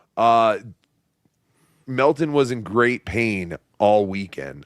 That's why it's even more amazing that he was able to pull all this off. I don't know what he said about it, so yeah, I'm not talking about it. What did happen? What happened with the court thing, though, that you're supposed to be at today? Well, he had a doctor's note to not be there. He said that? Well, Aaron did. Aaron Imholt announced it. Okay. There's a thing called HIPAA, and you can't talk about... We're talking about the hippo. privileged patient, health information. There's actually federal law that you can break pretty easily by talking about shit. So I don't talk about this stuff. So no. It came out from Aaron Imholt. He announced it. Well, that's from his HRO. It's not okay. I'll guarantee you that whatever document was sent in by whoever sent it in was privileged. Common man, it's HIPAA to be square. Where were you with that, Hughezy? Disappointed. I don't get it. All right. So you heard right there that Aaron came out on the show and goes, Melton didn't even fucking show up. He had a doctor's note to say that because of his back pain, he couldn't make the journey. Yeah. So Aaron outs that on his show Monday evening after his court date. By the way, Aaron was dressed in the most ridiculous fucking suit. It didn't match at all. We'll talk about it tomorrow on this little piggy, I'm sure. That's an important element of this, right? Of course. So then let's hear what Nick Rekieta. Any comments on that? Well, I guess, so do we know, is that, I guess Dr. Steve would know a lot better than I do, but is that true that the day after Aaron can't say like Melton was or wasn't there? Like I don't know HIPAA law. I don't know if that would even fall under something Aaron is to follow. From what I'm hearing, and I did reach out to Steve to get a comment on this, I've not heard back from him. From what I'm hearing, that is not a violation of HIPAA. Okay. HIPAA to be square would be a song. Because we were talking about Huey Lewis a minute ago. Holy shit! This is why Hughezy's so good. He's he picks his spots. He's a sniper. Hackamania tickets on. Oh no, that's next year. Sorry. All right, so let's get Nick Rekieta weighing in on all of this. He sent the letter in, and then Aaron's attorney was incompetent and unable to link Dr. Steve to this letter. And so he called it into question. Aaron has said this several times on his show that the letter was called into question. Whenever Aaron is using passive language, that's when Aaron is being a massive pussy and a total bitch and typically is lying. But he will mitigate the fact that it's him and his agent calling it into question. It was called into question. It was called into question by Aaron and his attorney. And it was called into question because his attorney, after 2 minutes of Googling, could not verify Dr. Steve's association with the letter. So he has accused Patrick Melton of fraudulently forging the letter and submitting it to the court, which would be contempt of court and a felony, I believe. Okay. So this is big controversy now. So now Aaron broke HIPAA, but then Aaron's attorney accused Melton of breaking the law, and now they're worried about whether, he was forging a doctor's note and it had Dr. Steve's name on it, and everyone's very concerned about what's going on. Yes. Mike, are you still confused? What are your thoughts on this? A little bit. Because I just don't know what to believe. Because you hear, and I'll tell you the real problem with these goddamn lawsuits, whether it's you and John or Aaron and Patrick and Nick, I feel like all sides are like, just wait till I can tell you everything. And I'm like, right. I've been waiting.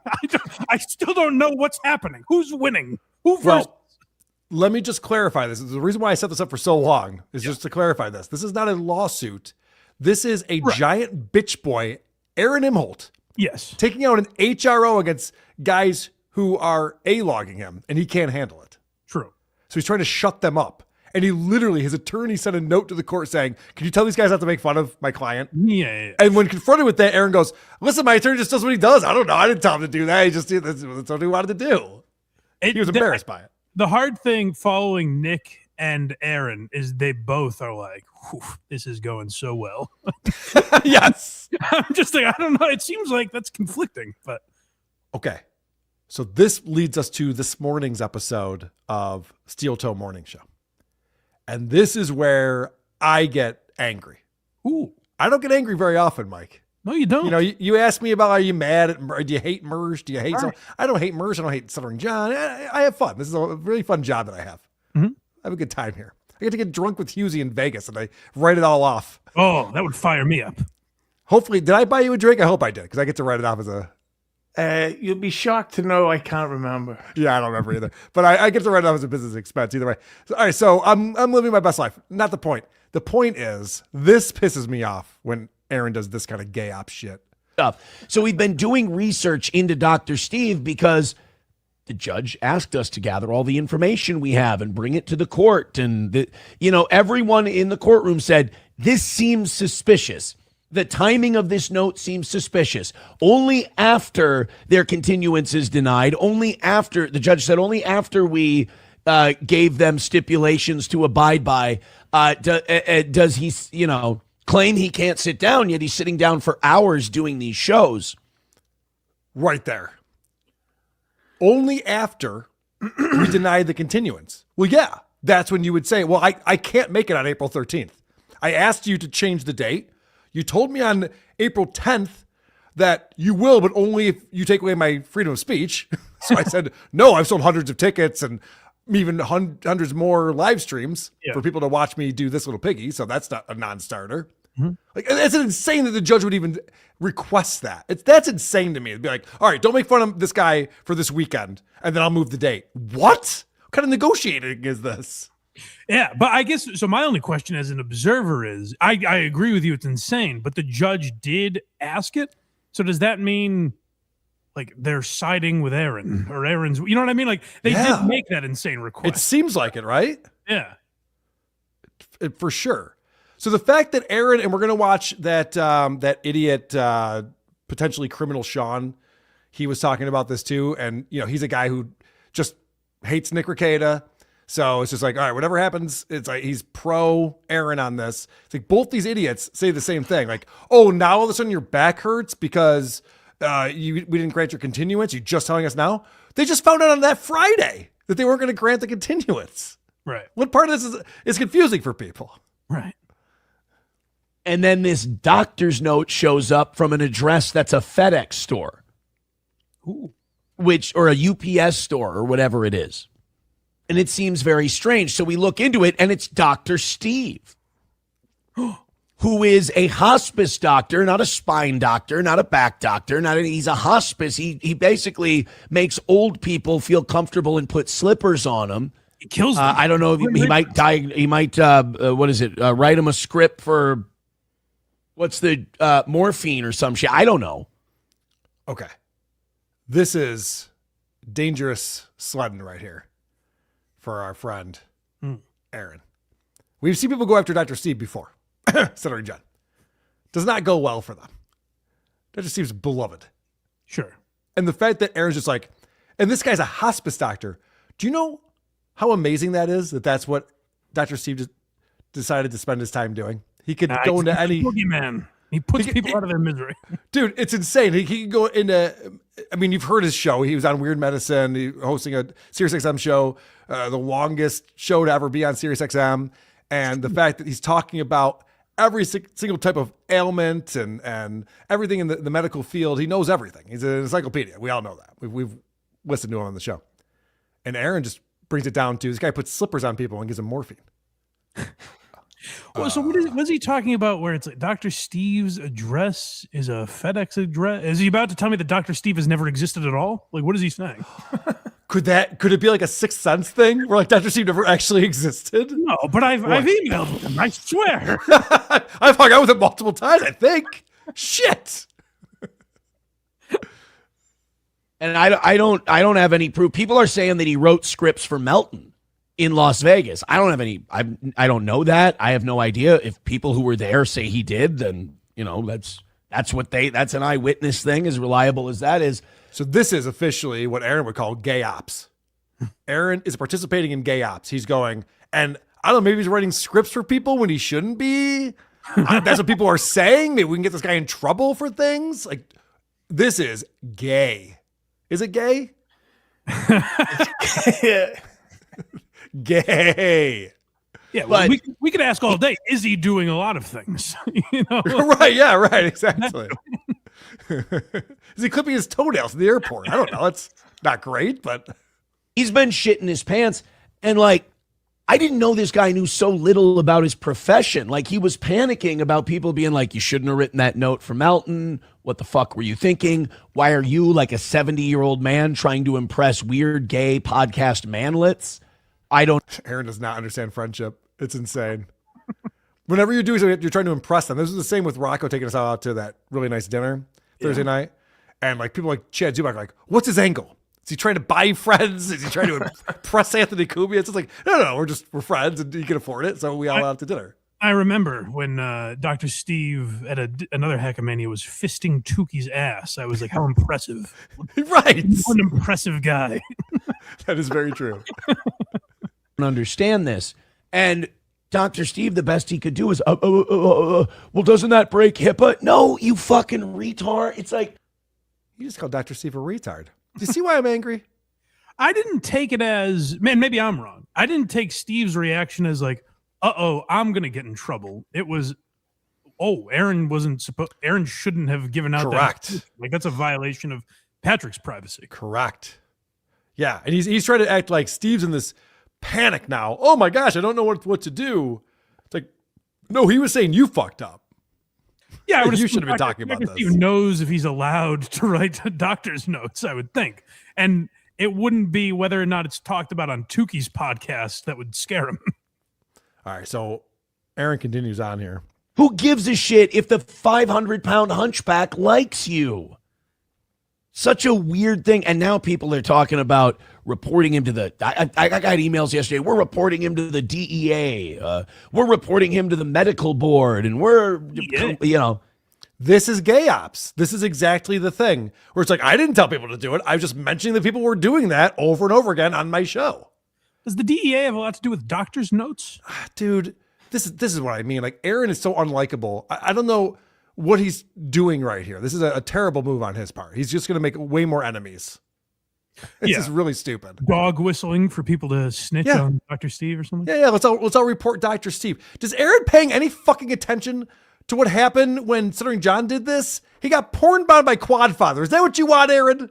When Quadfather porn bombing you? The revenge of Quadfather. Don't you understand what you're doing, Aaron?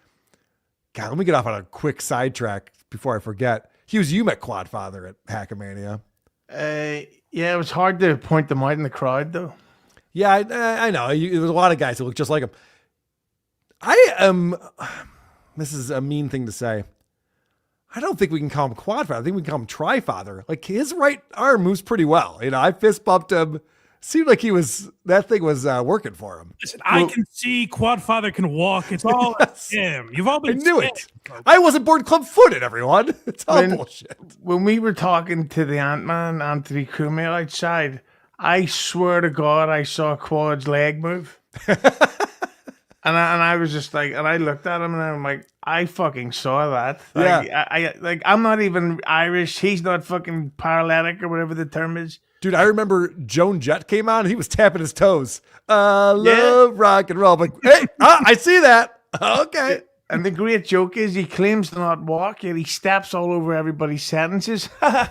Good stuff. But the thing is, I think Quad is a liar, and I think that as soon as that thing goes off, he just runs around the house doing David Lee Roth, fucking martial arts. Yeah. Quad is a liar. I think he's wiping his own ass. What do you think about that, Hughezy? I'm throwing that out there. I don't agree with that. For someone that brings all these personalities together, I didn't realize Hughezy was so divisive. Right? It's a madman. And, my stance was, look, I'm not going to do that. I think that's going too far. Oh, so this is the biggest pussy move right here from the biggest pussy. The guy who wants people to not talk about him at a show has to take out HROs, something that weak women do. But And he goes out and goes, actually, people are saying they're going to try to get Steve in trouble with the medical board. I wouldn't do that. I don't know why I brought it up. I'm just bringing it up on my show to Guys, let you know you can do that. send emails to. Let me get the email address up so you can see where not. Right? Yeah, this is what you don't send emails to. Who gives a shit if the 500-pound hunchback likes you? Such a weird thing. And now people are talking about reporting him to the... I got emails yesterday. We're reporting him to the DEA. We're reporting him to the medical board. And we're, And, my stance was, look, I'm not going to do that. I think that's going too far. But as I start looking into this last night and this morning, and as people start to send me more and more stuff, I'm becoming less and less sympathetic by the second to this guy because he did such a boneheaded fuck up retard thing. Again, guys, none of this would exist without Aaron getting his feelings hurt and filing these HROs. And now Aaron's acting like this is like this crazy thing that Dr. Steve allegedly wrote a note to the court saying, hey, I don't suggest that Patrick can sit on an airplane for 5 hours. Right. I don't think it would be conducive for the issues he's having with his back. And Aaron's going, what a boneheaded retarded thing. This guy should lose his livelihood over. It's like, no, Aaron, none of this would even be happening if you were such a fag. It's also funny that this is all essentially saying, why don't you come to Minnesota and face me so you have to legally stay away from me? Right. That's the insane part that no one's picking up on. It's like Aaron's offended that the guy he has a restraining order out on won't show up in the same building as him. Like a man. Would that be a good thing if you're really afraid of this guy and you're worried for your daughter's safety? Of course. It's insane. Like, I don't know how Aaron comes back from this. I've said this before, but this is the biggest bitch move in the history of bitch moves. No, this doesn't change my. I'm not shocked that Aaron would do so. He'll just continue going on doing exactly what he does. I know. This is sort of like Dr. Steve's like the one person that people actually like. True. Yep. He's the one guy everyone in the Dabbleverse agrees on. Like, we all love Dr. Steve. Like, anyone else you pick out, people hate Hughezy, they hate Blind Mike. I'm great. But they all love Dr. Steve. True. Yeah, and so this is exactly the sort of shit that is really going to backfire. And I'm not even an Iron hater, but this was a dumb move. You picked the wrong fight, boy. Yeah, this is insane. I got one more clip on here where Aaron's like, really wants to get Steve in trouble for some reason. I would be really interested in is, did Dr. Steve write any scripts? Because if he wrote scripts, that's fucked up. First off, how's it any of your business what Dr. Steve is doing? You tattletale bitch. Like, this has nothing to do with anything. Now he's like, first he's upset about this note so that Patrick can't show up to the court date. And now he's like, and is Dr. Steve writing scripts for people when he shouldn't be? Who gives a fuck? You pussy. Is Dr. Steve murdering homeless people? I don't know. I don't know the answer to that. I'm just curious. But this is very much Stuttering John. He wants to get him in trouble. He made fun of me. You know, John saw that Dr. Steve was wearing a shirt that he didn't like. And John goes, I want to ruin this man's life. I don't care that his children are going to college and he has to fund that. I want to ruin everyone's life in that family. And Aaron's doing the exact same thing. He's a piece of garbage. Like I said, I am getting angry. I don't get angry very often. I am getting angry at this. This is insane. And the shirt was offensive. That one. The shirt was hilarious. Dr. Steve's field, for God's sake. And I thought a script was like a prescription. It is, yeah. That's what he's talking about. If Dr. Steve did this, it's a doctor's note that says, yeah, he's like, I don't even know if he's using the right terminology. Or maybe he is, and I just embarrassed myself. No, you're right. That's not a prescription. No, he is talking about a prescription. So he's talking about a whole different thing now. He's upset about the note that he wrote to the court, allegedly. But now he's going, also, is he writing prescriptions when he shouldn't be? Oh, right. So he's trying to get him in trouble on something else that has nothing to do with Aaron or anything. It's fucking wild, man. I don't know if this is the right thing to say, but Dr. Steve was selling a lot of medical drugs at the Hackamania 3. Everyone was. Oh, yeah. But the children, he was going, hey, kids, you want these fucking pills? It was peer pressure at that point. Did Dr. Steve killed Gabby Petito? Who knows? Who knows? Possible. These questions. That was a deep pull. Well done, Mike. Something that, you know. Yeah, that's good. Doctors don't get to be doctors much longer if they're, just writing scripts willy-nilly for people out in Las Vegas. Wow, what a bitch he is. Listen to what he's trying to do. He's trying to take down Dr. Steve because, God forbid that fucking Melton can't make the date the 13th of April. We have to push it back to another date. What does Aaron care anyway? The HRO is active right now. Melton's the one trying to fight it and being like, I'm not harassing this man. Why is there an HRO out against me? So what does Aaron care? If he doesn't show up to court, Aaron still has the HRO against him. Pat, I've already planned to bring my daughter to court, Patrick, and you're not going to show up. This is ridiculous. Right. Yes. One more clip on here. This is potentially criminal Sean, who's an attorney, a law tuber. He goes on with $2 Corky on Corky's show. Now, dude, I will say I'm not going to play these clips, but it was very funny because at first Corky was talking to him about the lawsuit, Stuttering John's lawsuit against Shuli and me. And Sean's just like, yeah, this lawsuit's bullshit. None of it's legit at all. John's going to lose. The longer he drags it out, the more money he's going to have to pay them. He goes on and on and on. And Corky didn't push back very much. So I don't know how John's going to feel about that. Oh, no. Yeah, it could be a problem for him. Hopefully that doesn't get back to John. He'd hate that. But anyway, so then they start talking about this HRO nonsense. And again, potentially criminal Sean. He wants Kiwi Farms to love him, so he has to be against Nick Rekieta at all times. Part of it. And the allegation, I guess, is that he wrote the doctor's note for Patrick. Yeah. Which, I mean, there's a lot of problems with it. This is something that's been plaguing you for weeks, yet the night before you have to come to court, all of a sudden, poof, doctor's note. It's like, is Sean stupid? this is why I set this whole segment up with the fact that they asked for a continuance back in March, and then it wasn't until the Friday, the 10th, when the court said, we'll grant it, but you can't talk about Aaron and make fun of him on your shows this weekend. It's like, well, that's why all of a sudden they're saying, well, I can't make the 13th. I was hoping you would push it back because obviously we needed you to, but now you're giving us this weird stipulation. We're not going to do that. Yeah, and that's kind of what happens when you go see a doctor at a different time. Like, it can update your health status. And I also like that this guy looks like George Lucas dressed as a Jedi. Yeah, he does have that look. Sorry, Mike. It's kind of like their whole getting a continuance a week before Hackamania. It was set back in February.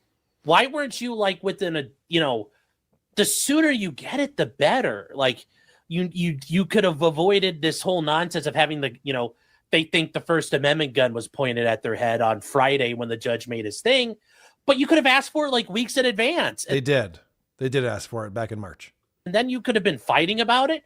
Maybe you file an appeal and say that's not permissible. The court sat on it until the last possible second. Does he not know this? I don't know. Well, appeals court might say those aren't finable, appealable orders. And actually, they probably would. But you might be able to fight and negotiate and do some motion practice. But you wait till like the last possible second, and now you're like scrambling for it. And Patrick Melton wait until the last possible second. It's like, ow, my back hurts. Like, why'd you have this done before? So I just back didn't hurt. Right. I just wanted to play that because, Patrick pulled out his back, whatever it was, 10 days before Hackamania, whatever it was. And all of a sudden, the court's just like, all right, well, here's the stipulation. It's like, well, that's why they responded when they did. What do you mean? I don't know what match is there. I hope people were testing Patrick all weekend. Give him a pats on the back and all sorts of things. I rubbed his hump, if that helps. Did he react? Did he go, hey, how's it going? I did. Yeah, I did. He touched his back and he goes, yeah, nothing wrong with me. It's all fake. Tukey's unpaid staff, $5 Canadian says, John streaming your show, Karl. When are you going to strike back? What? I'm sure he's not. Damn. I wouldn't care if he was. The Smoking Lesbo, member for 18 months, says Hackamania was a great time. Can't wait till next year. Nice meeting Hughezy and the rest of the Dabbleverse characters / chatters. She was fucking hilarious. And I have photographs of me with her on Twitter and whatever the social media is. Hello, Lesbo. Yes. Another Lesbo sheep lying about the event being good, huh? Yeah. There was, I don't know. It's a weird community, but it was amazing to see all these people come together and get to know. Like, we did a VIP event on Friday and they gave you name tags. So a lot of people had like their handles and stuff on their name tags, which is really cool to see people like, you're so, and they would just pal around the whole weekend. Oh, you called me a fag. And I right, yeah. On my podcast. Beef Drippins. Karmic X and Ava hate me. Them gays get mad. I see what you did there.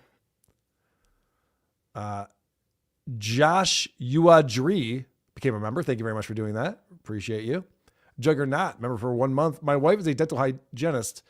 If she sees a patient in public, she can't disclose if they're a patient. That's a HIPAA thing. Okay, interesting. Prince Gratz says HIPAA pertains to information about patient injury / care without consent of the patient. Talking about a letter is fine. Describing an incident is not.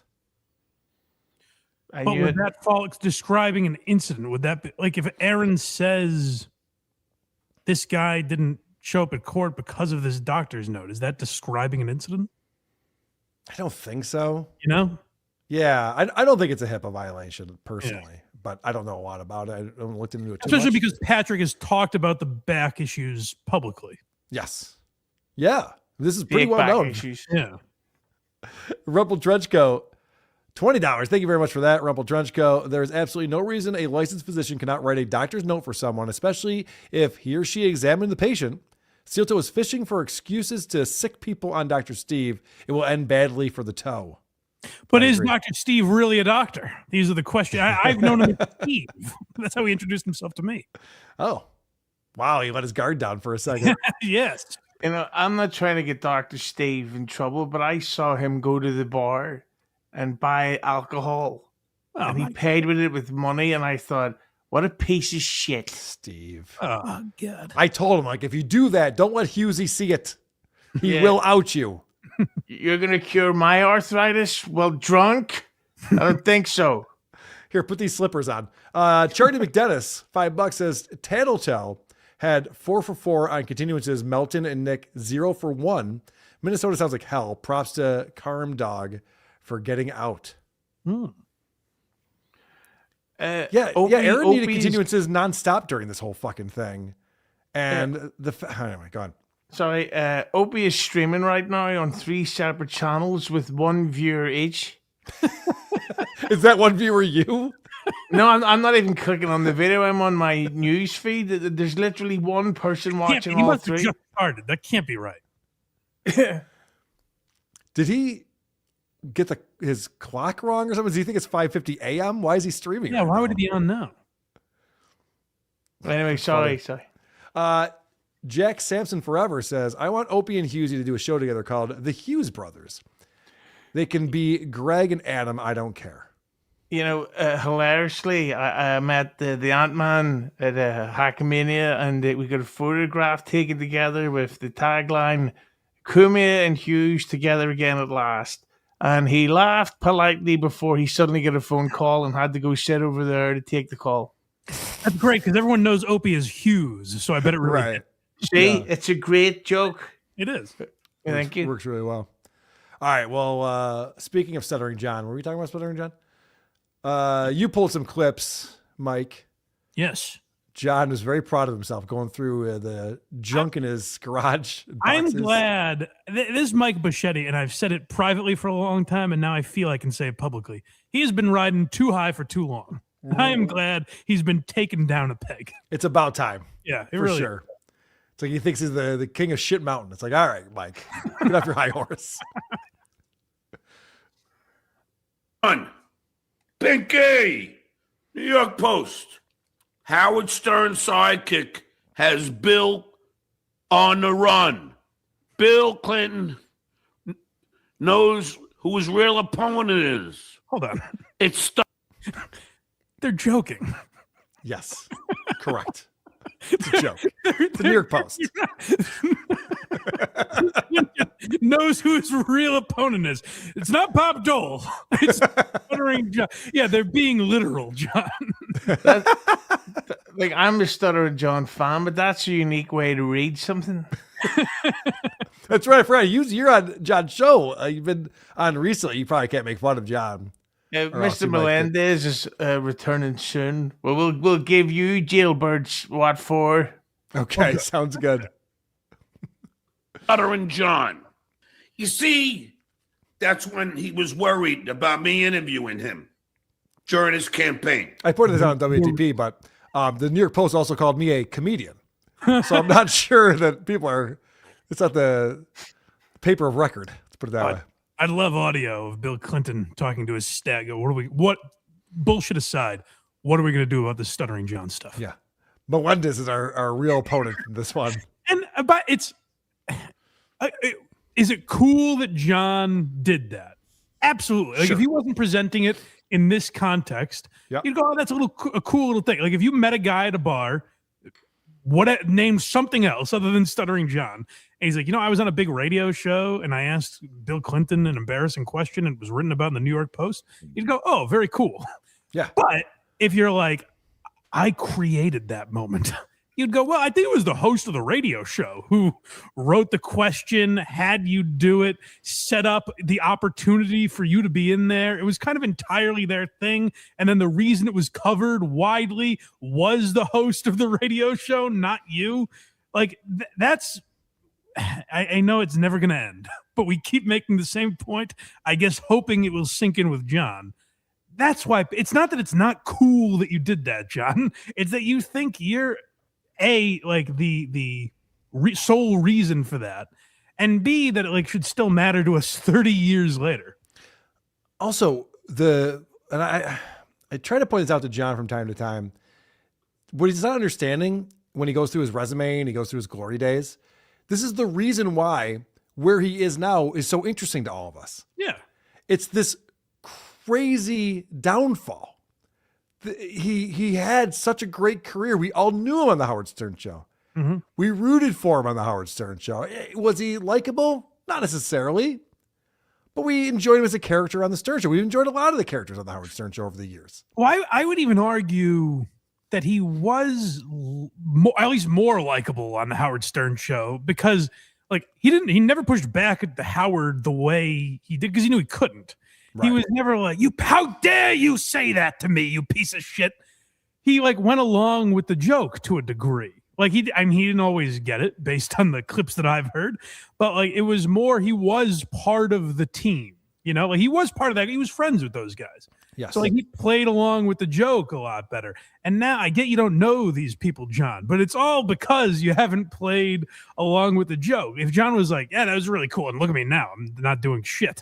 Right. People would go, oh, come on, you're doing better than you think, buddy. Like people would lift you up if that's the attitude you had. I made this point about the Rodney's gig where John's like, what else was I going to do? I had no other choice. If he would have come up and been like, hey guys, sorry I'm late. I was just shitting my pants in the green room. We'd be like, because he shit his pants on the live stream. That's very funny. Like be a little self-deprecating, like lean into it a little bit. And what would have been great for John in that moment if he didn't behave the way he did at Rodney's, if you guys went back to shitting on him, he'd make you all look like phonies. Like if everyone met John and had a great time and they're taking pictures and like it's just a love fest, and then you go back to, hey, Stuttering John's a real piece of shit. Right. And you guys are the idiots. Yeah, he had such a great chance to change the whole narrative, to change the whole landscape of the Dabbleverse. Right. Dabbler's Live says, congratulations, Karl and Mike. You are currently ranked number 1 on Dabbler's Live. Wow. What an honor. Well, thank you. I'm glad to get that. I love Fudgico. Fudgico says, any one of 100 people could have done what John did. He didn't even speak his own words. That's the thing that's so maddening about this. Like he got the job because his roommate got in a car accident and he stuttered. That's why he got the job. I did what John did. Right. Yes. I went to Dave Portnoy's office, kind of the Howard Stern of his era, and I said, can you make fun of me for being blind if I have a job here? And he's like, yeah, sure. Like I did what John did. You see, Pinky, that's fame. Now, Pinky, did you ever do something like that? I don't think so. So I go through this stuff. I'm like, you got, a letter from Boschetti. You'll love this one. You'll love this one. It's like I told you, it's like it's written in crayon. Hi, John. This is Mike Boschetti. I don't even know where to begin to thank you for everything you've done for me. Sound familiar? He would send me these all the time. Thank you for everything. What Mike Boschetti said about John that is so vicious? I don't know, man. It's such a contradiction from this letter. Mike Boschetti goes on Pinky show, and so John has a problem with him. You know, it's like, if you're with my enemy, then you're a bad guy.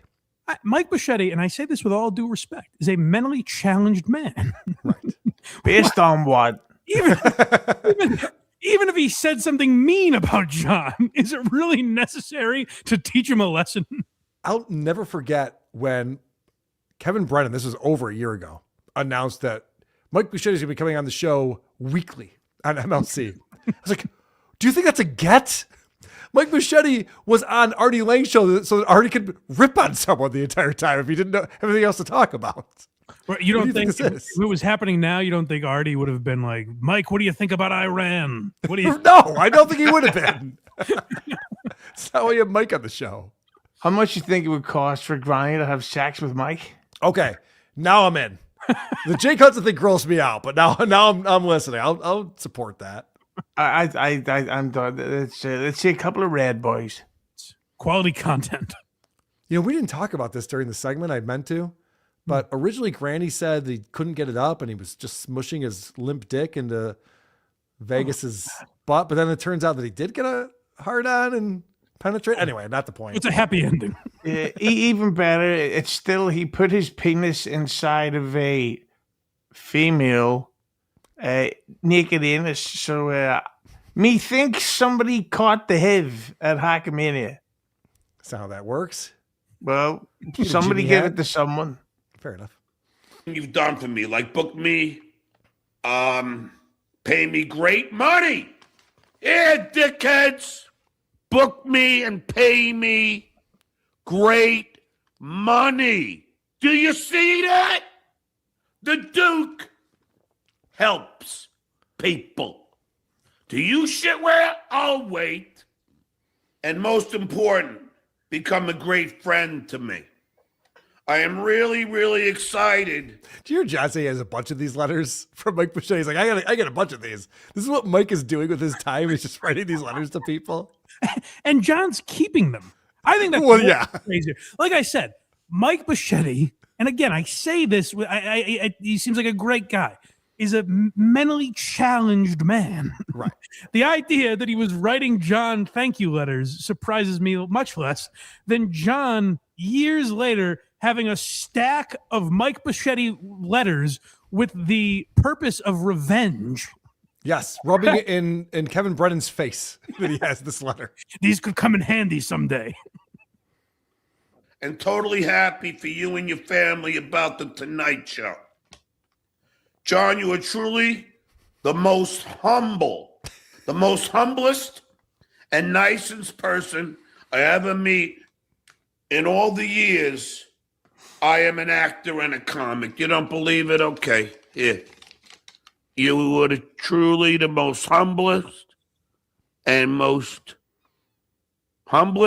nicest person I ever meet. I didn't know his mic was connected. Here, look at the bottom, shitware. Pinky. He's on your show all the time. I learned a lot from you. Now, I talked about this on WATP because we did play this clip. But, Mike, the irony here. John is performing in a skit that's over his head. He's literally bragging about being the humblest person. I am the most humblest person. See? I told you I was the fucking most humblest person, you motherfuckers. I've got the documentation to prove it. I mean, like, literally, this is a hilarious bit that John's not even in on. He has no idea why it's funny. And he's also reading a letter where Mike Bushett is like, I learned a lot from you. Pete Davidson once told a story, like when he was an open micer, that he drove Mike Bushett home and he asked Mike his address, and Mike had to call his mom because he didn't know his address. But he's learned a lot from everyone, is my point. Doesn't take much. Doesn't take much wisdom. Took me to the next level as a comic and as a person. If I ever get as famous as you are to me, a great guy to everyone. Thanks a million times over for a great friend. I will miss you. You go, Pinky. It's all there. It's all there. Got him. Do you think Pinky is in the room with you, John? Why are you talking directly? It would be a great bit of when Mike Bushett was writing this, he elbowed someone who was like, I bet I can get John to read this on his show. It's going to take some time, but he'll do it. Yeah. It's a long game, but it's going to be funny when it happens. Then he goes on Pinky's show and forgets all of that. But see, I always have the receipts. There's so many letters like that from Mike Bushett, I had to throw a lot of them away. Should have thrown all of them away, John. A lot of them. I should have thrown all of them away. I kept the best. I only kept like one or two for posterity in case. That's the best right there. Just like that'll rub it in someone's face later. You need to have this evidence. I'm a great guy. Also, even if Mike Bushett does turn on you, which I'm not certain he did to John, sure. Let's say one day that venomous Mike Bushett is going to betray you. Why at the time when you're reading the letter do you think, well, this guy probably needs his comeuppance one day. I'm going to keep this just in case. Can I update on Opie? Hughezy, is KB sniping us right now? Is he? This is actually getting back to KB if he's sniping us. That'd be good. He is, but an update on one of the Opie channels. There's literally 0 people watching one of the streams at this minute. So people in the chat are saying it's a replay. Opie's been doing this thing. I've caught it too, where he'll do his morning stream and then he'll re-upload it as like a premiere. Does he delete the original or no? What? Mike, I am telling you, he did a Friday show that was literally the exact same show, was on his channel 4 times. Was it an FU Friday? Because I would watch It was an FU Friday. Okay, good. That's worthy. I don't know who's giving him this advice. I'm sure it's not my friend Ben Ratner, but someone's giving him advice to just keep re-uploading the same content over and over again. See what happens. It's an interesting move. It's wild. It's not really in case. But I'm glad I did. Because now that fat acts like I never did anything for him. And that's Mike Machete for you. Acts like you never did anything for him. What a fucking asshole that guy is. Yeah, I couldn't find anything Mike Machete did to inspire this derision. Does anyone know what caused this? Mike Machete doesn't know what he's done, let alone what someone else has done. Well, Mike's like pretty A-list these days, and he hasn't offered John any roles in his films and stuff. Right. So I stand Stuttering John, as usual. letter was before I flew him out to L.A., put him up, introduced him to my agent, got him a gig at the Melrose Improv. Well, read us that letter. That's going to be amazing. What are you holding out for? John, yeah. Yeah, we wait for Sweeps Week. Let's go. And got him an audition for the Tonight Show Bookers, Bob and Ross, to which he got passed and was on the board at the Tonight Show. All from me. No, I would say all from Bob and Ross, it sounds like. That's what it sounds like, yeah. No shit. It sounds like you didn't have the ability to pass them. Again, if you presented it as just, oh yeah, I helped Mike get this opportunity at the Tonight Show. Hey, very cool of you, John. That's nice. But when you take the entirety of the credit, it depletes what you're suggesting. By the way, what you just said, John couldn't even comprehend that. He couldn't process that and respond to it. He would just say, you're trashing him. He'd have no idea. I mean, that's the soul of the debt. That's the reason this exists, I guess, is that John doesn't get that. But it's, and the other thing is like, it's our fault too. And I say this all the time that like, I'm guilty of this. I think a lot of other people are, that like, we kind of think in the back of our minds, like, I'm going to figure out something that's going to get through. I'm going to make a point one day, and John's going to go, yes, I should have seen it that way. I thought that for years. Yeah. For years, I'm just like, eventually, he's going to figure this out. He's going to get what I'm saying.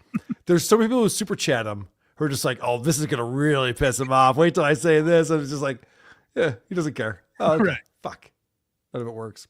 I have one more clip from John that I think is a bad move considering this pending lawsuit that we have. Ooh. But first, G-Rob over at supertip.gg/WATP coming in with a $10 super tip. What do you think about the yellows, Hughezy? That's now we're talking. This is the stuff that really pisses me off. A few more of those and Karl has to drink piss, everybody. Golden showers. If doctors could practice only in their state, why do flight attendants ask if there's a doctor on board during a medical emergency? Do doctors have to ask what state we're flying over to treat? That's funny. No, that's a good sketch. Yeah. It depends. Are you going to tell anybody? Well, we're not over Minnesota yet. Step on it. What about this? If Huey Lewis is on the plane, and he needs a doctor, and he's like, "What happened?" And he goes, "My hip is sore." Yeah. And everyone's gonna go, "Oh shit." They're gonna say the power of love. Yeah. Good song. It's a good song. Chaos Queen, my sister-in-law coming in. Hi guys. Hi Hughezy. Hello. Says hi Hughezy. How much is that for? $5. Bitch. PL with $2. Hughezy, are you medicated or always like this? A little bit tired, but also a little bit retarded. It's very late where Hughezy is, and we appreciate him being on here with us. Thank you for joining us on Dabbleverse Live. People should go find you. You put on a fascinating program where you get some people to butt heads from time to time. And it's great because all I have to do is ask a question, and thanks to the insanity of Americans, they will always take the bait. I love it. America rules. And they're strangely polite people, despite also being incredibly bad-tempered. It's true. Yeah, I do think that's true. Yeah, that's a good way to describe it. Yeah. At the Hughezy, subscribe on YouTube. Go over there and subscribe to his YouTube channel. You'll be happy with what you find that shows up in your feed when you do that. One more clip and then we'll get out of here. This was posted on X today, and it's actually from WATP yesterday, but this is fun.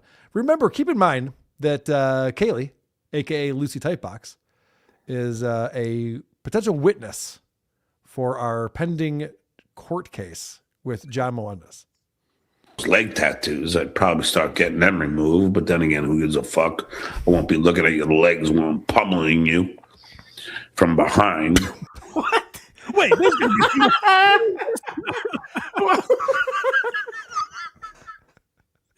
is this out of context? No, I swear to God, I played a longer clip on WTV yesterday. John's literally talking about how he thinks that Kaylee's hot now because he saw her stomach and it's flat. And he's like, I'm going to pummel you from behind. Pummel is the word he uses. She's gonna say yes. We just know it. I know. She doesn't say no very often. I'm gonna let people know that Stuttering John is coming back on the stream soon, and I'm going to see if Kaylee is wanting on because now that we know Kaylee is attracted to John, I'm assuming a very wet, funny episode. Dude, if by the way, that would be great. If you can get Lucy and John just hitting on Lucy, because he used to think that she was gross and didn't like her boobs very much or whatever he was saying. Sure. And now I think he's in love. Didn't like her boobs very much. Dude, I swear to God, just like, do you think you're so great with your boobs? Like, well, yeah. And now we know she's into anal as well. So this, or maybe just doggy style, but either way, she's getting it from behind. And I think why not? This is an exciting time. The next step in the Hold on, dab. Hughezy. Your takeaway from John saying he's going to pummel her from behind is that proves Kaylee's into anal? Absolutely. Okay. I just wanted to clarify that. I assumed he was referencing something else. I didn't realize this was the proof. Right. That's why I wanted to like where are you coming up with this? Yeah, listen, I saw Kaylee speaking to a lot of people in Vegas. She clearly loves that stuff. I'm not saying you're That's the wrong. perfect I'm just saying I don't know if that's the proof Oh, that it we is. need for this. No, trust me, I've seen it in films. A woman says hello, and next thing you know, they take that up the ass. Yeah. By their stepbrother too. It's wild. I've seen that Nice, good stuff. Blindmike.net is where I can shoehorn in a promo for you. That's right. That's where all my links are. Why Are You Laughing? Blind Mike Project. I'll be live Sunday at 10 a.m. if you want to check that out on my YouTube channel and then wherever you get podcasts. Why Are You Laughing? I just did an episode about, I don't really know what to call it yet. I don't know, but basically like the rise and fall of cancel. Basically like the last 10 years in comedy, how a lot of comedians were getting canceled and then a lot of comedians made careers out of it. I think it's an interesting episode. So if that interests you, check that out. It's up for members. Either if it's not up now, it should be up shortly. So become a member if you're interested. And that's it. Support the show. Thank you, guys. You should do an episode on a comedian called Kool-Aid. Oh yeah, Kool-Aid was performing at Hackamania. I saw him at the first Hackamania as well. Oh, I'll have to check him out. Yeah. What an enthusiastic, yeah. He's like, I just want to go to bed, guys. Can you just let me go? James Q. Legend, Hughes can spit into dirt and cure blindness, no chomo. I don't get it. It's more vulgar from behind comedy. Yeah, spit in the dirt. Okay. I see. Okay. That's a good name for an album. The Isotopes live at Hackamania, Spit in the Dirt. It's not a bad idea. Patreon.com/Hughezy podcasts. Sign up there. You get all of the bonus episodes we do. We do 2 every single month. I do some with Mike Geary. We do these shows where we make fun of Julia Fox's probably due for another one. Yeah, we should probably get that scheduled soon. I always love going through her book, and she's, almost an adult now. We're 5 hours in. I'm going to say one thing about Julia Fox. On the flight home from Vegas, one of her films was shown called Him. It is a horror film. It is so fucking bad. Yeah. That if you thought our Huey Lewis jokes were bad, wait till you see this horror. It's a horror sports film. our Huey Lewis jokes. Our Huey Lewis jokes. Oh, isn't that the Jordan Peele movie? Yeah, it was. I remember. I was actually. I almost woke somebody up to go. Look at this fucking pile of shit. She's a terrible actor. She really does suck. Yeah, and she was basically playing herself, and I was like, Well, she's a terrific writer. Yeah, true. Patreon.com/Who Are These Podcasts. All of our bonus stuff, and you get the entire back catalog. We went through all of John's audiobook. You might have heard about that. Easy for you to say. We're doing a new series on John living in the past. We go back and listen to John's podcast from 2017 and 2018 and see what's different before the Dabbleverse existed. So we appreciate that support if you want to do that. Hughezy, thank you so much for coming on the show. So good to see you, my friend. And if I could just say at Hackamania, I took at least 100 photographs of almost everybody. So on my Twitter, I put out a feed of all of the pictures, and on my Instagram, all the photos are up there. So go check them out, and you may find yourself in some new unearthed HD photographs from quite a fun time temporarily. Hughezy, everyone was so excited to see you there. And I think one of the big conversations everyone was having was they expected you to be like this little leprechaun guy from Ireland. And you're actually quite tall. Right. Can I explain something? A medical thing that's been explained to me since. So on the flight, I retained water, as they say, because you're in pressure. Yes. And as soon as I land, the first thing I'm doing is drinking multiple Guinnesses. So I put on a shitload of water weight while I was out there, and I basically looked like I had mommy's fake stomach on. Yeah. So, I noticed that. I noticed that. The first night I was there, Thursday night, I was standing at the bar inside because the outdoor bar closed for some reason. And next thing I know, I'm surrounded by Roachy, Echo Pineapple, Hughezy, Shmuel Buckman. I think Trucker Andy was there. It was like a whole group of us all standing around. I'm like, I literally just like jumped into YouTube. Yeah. I'm inside YouTube right now. It was a surreal event. It was a lot of fun hanging out with you. You know, I legitimately can't wait for next year's one, and I may. It's very possible that I will be at the DabbleCon if it is announced this year. Oh my god, yeah. Dude! Fingers crossed. April 22nd. That's still the date on my calendar to show up to the courthouse. Oh, so let's see what happens, because we might be able to announce DabbleCon 3 pretty quickly if that happens. If Dr. Steve writes you a note, you don't have to go. Just a Oh, I should text him then. Yeah. Can I also get some of that morphine that Aaron was talking about? That sounds pretty sweet. I like that. Well, there you go. There's your Dabbleverse news.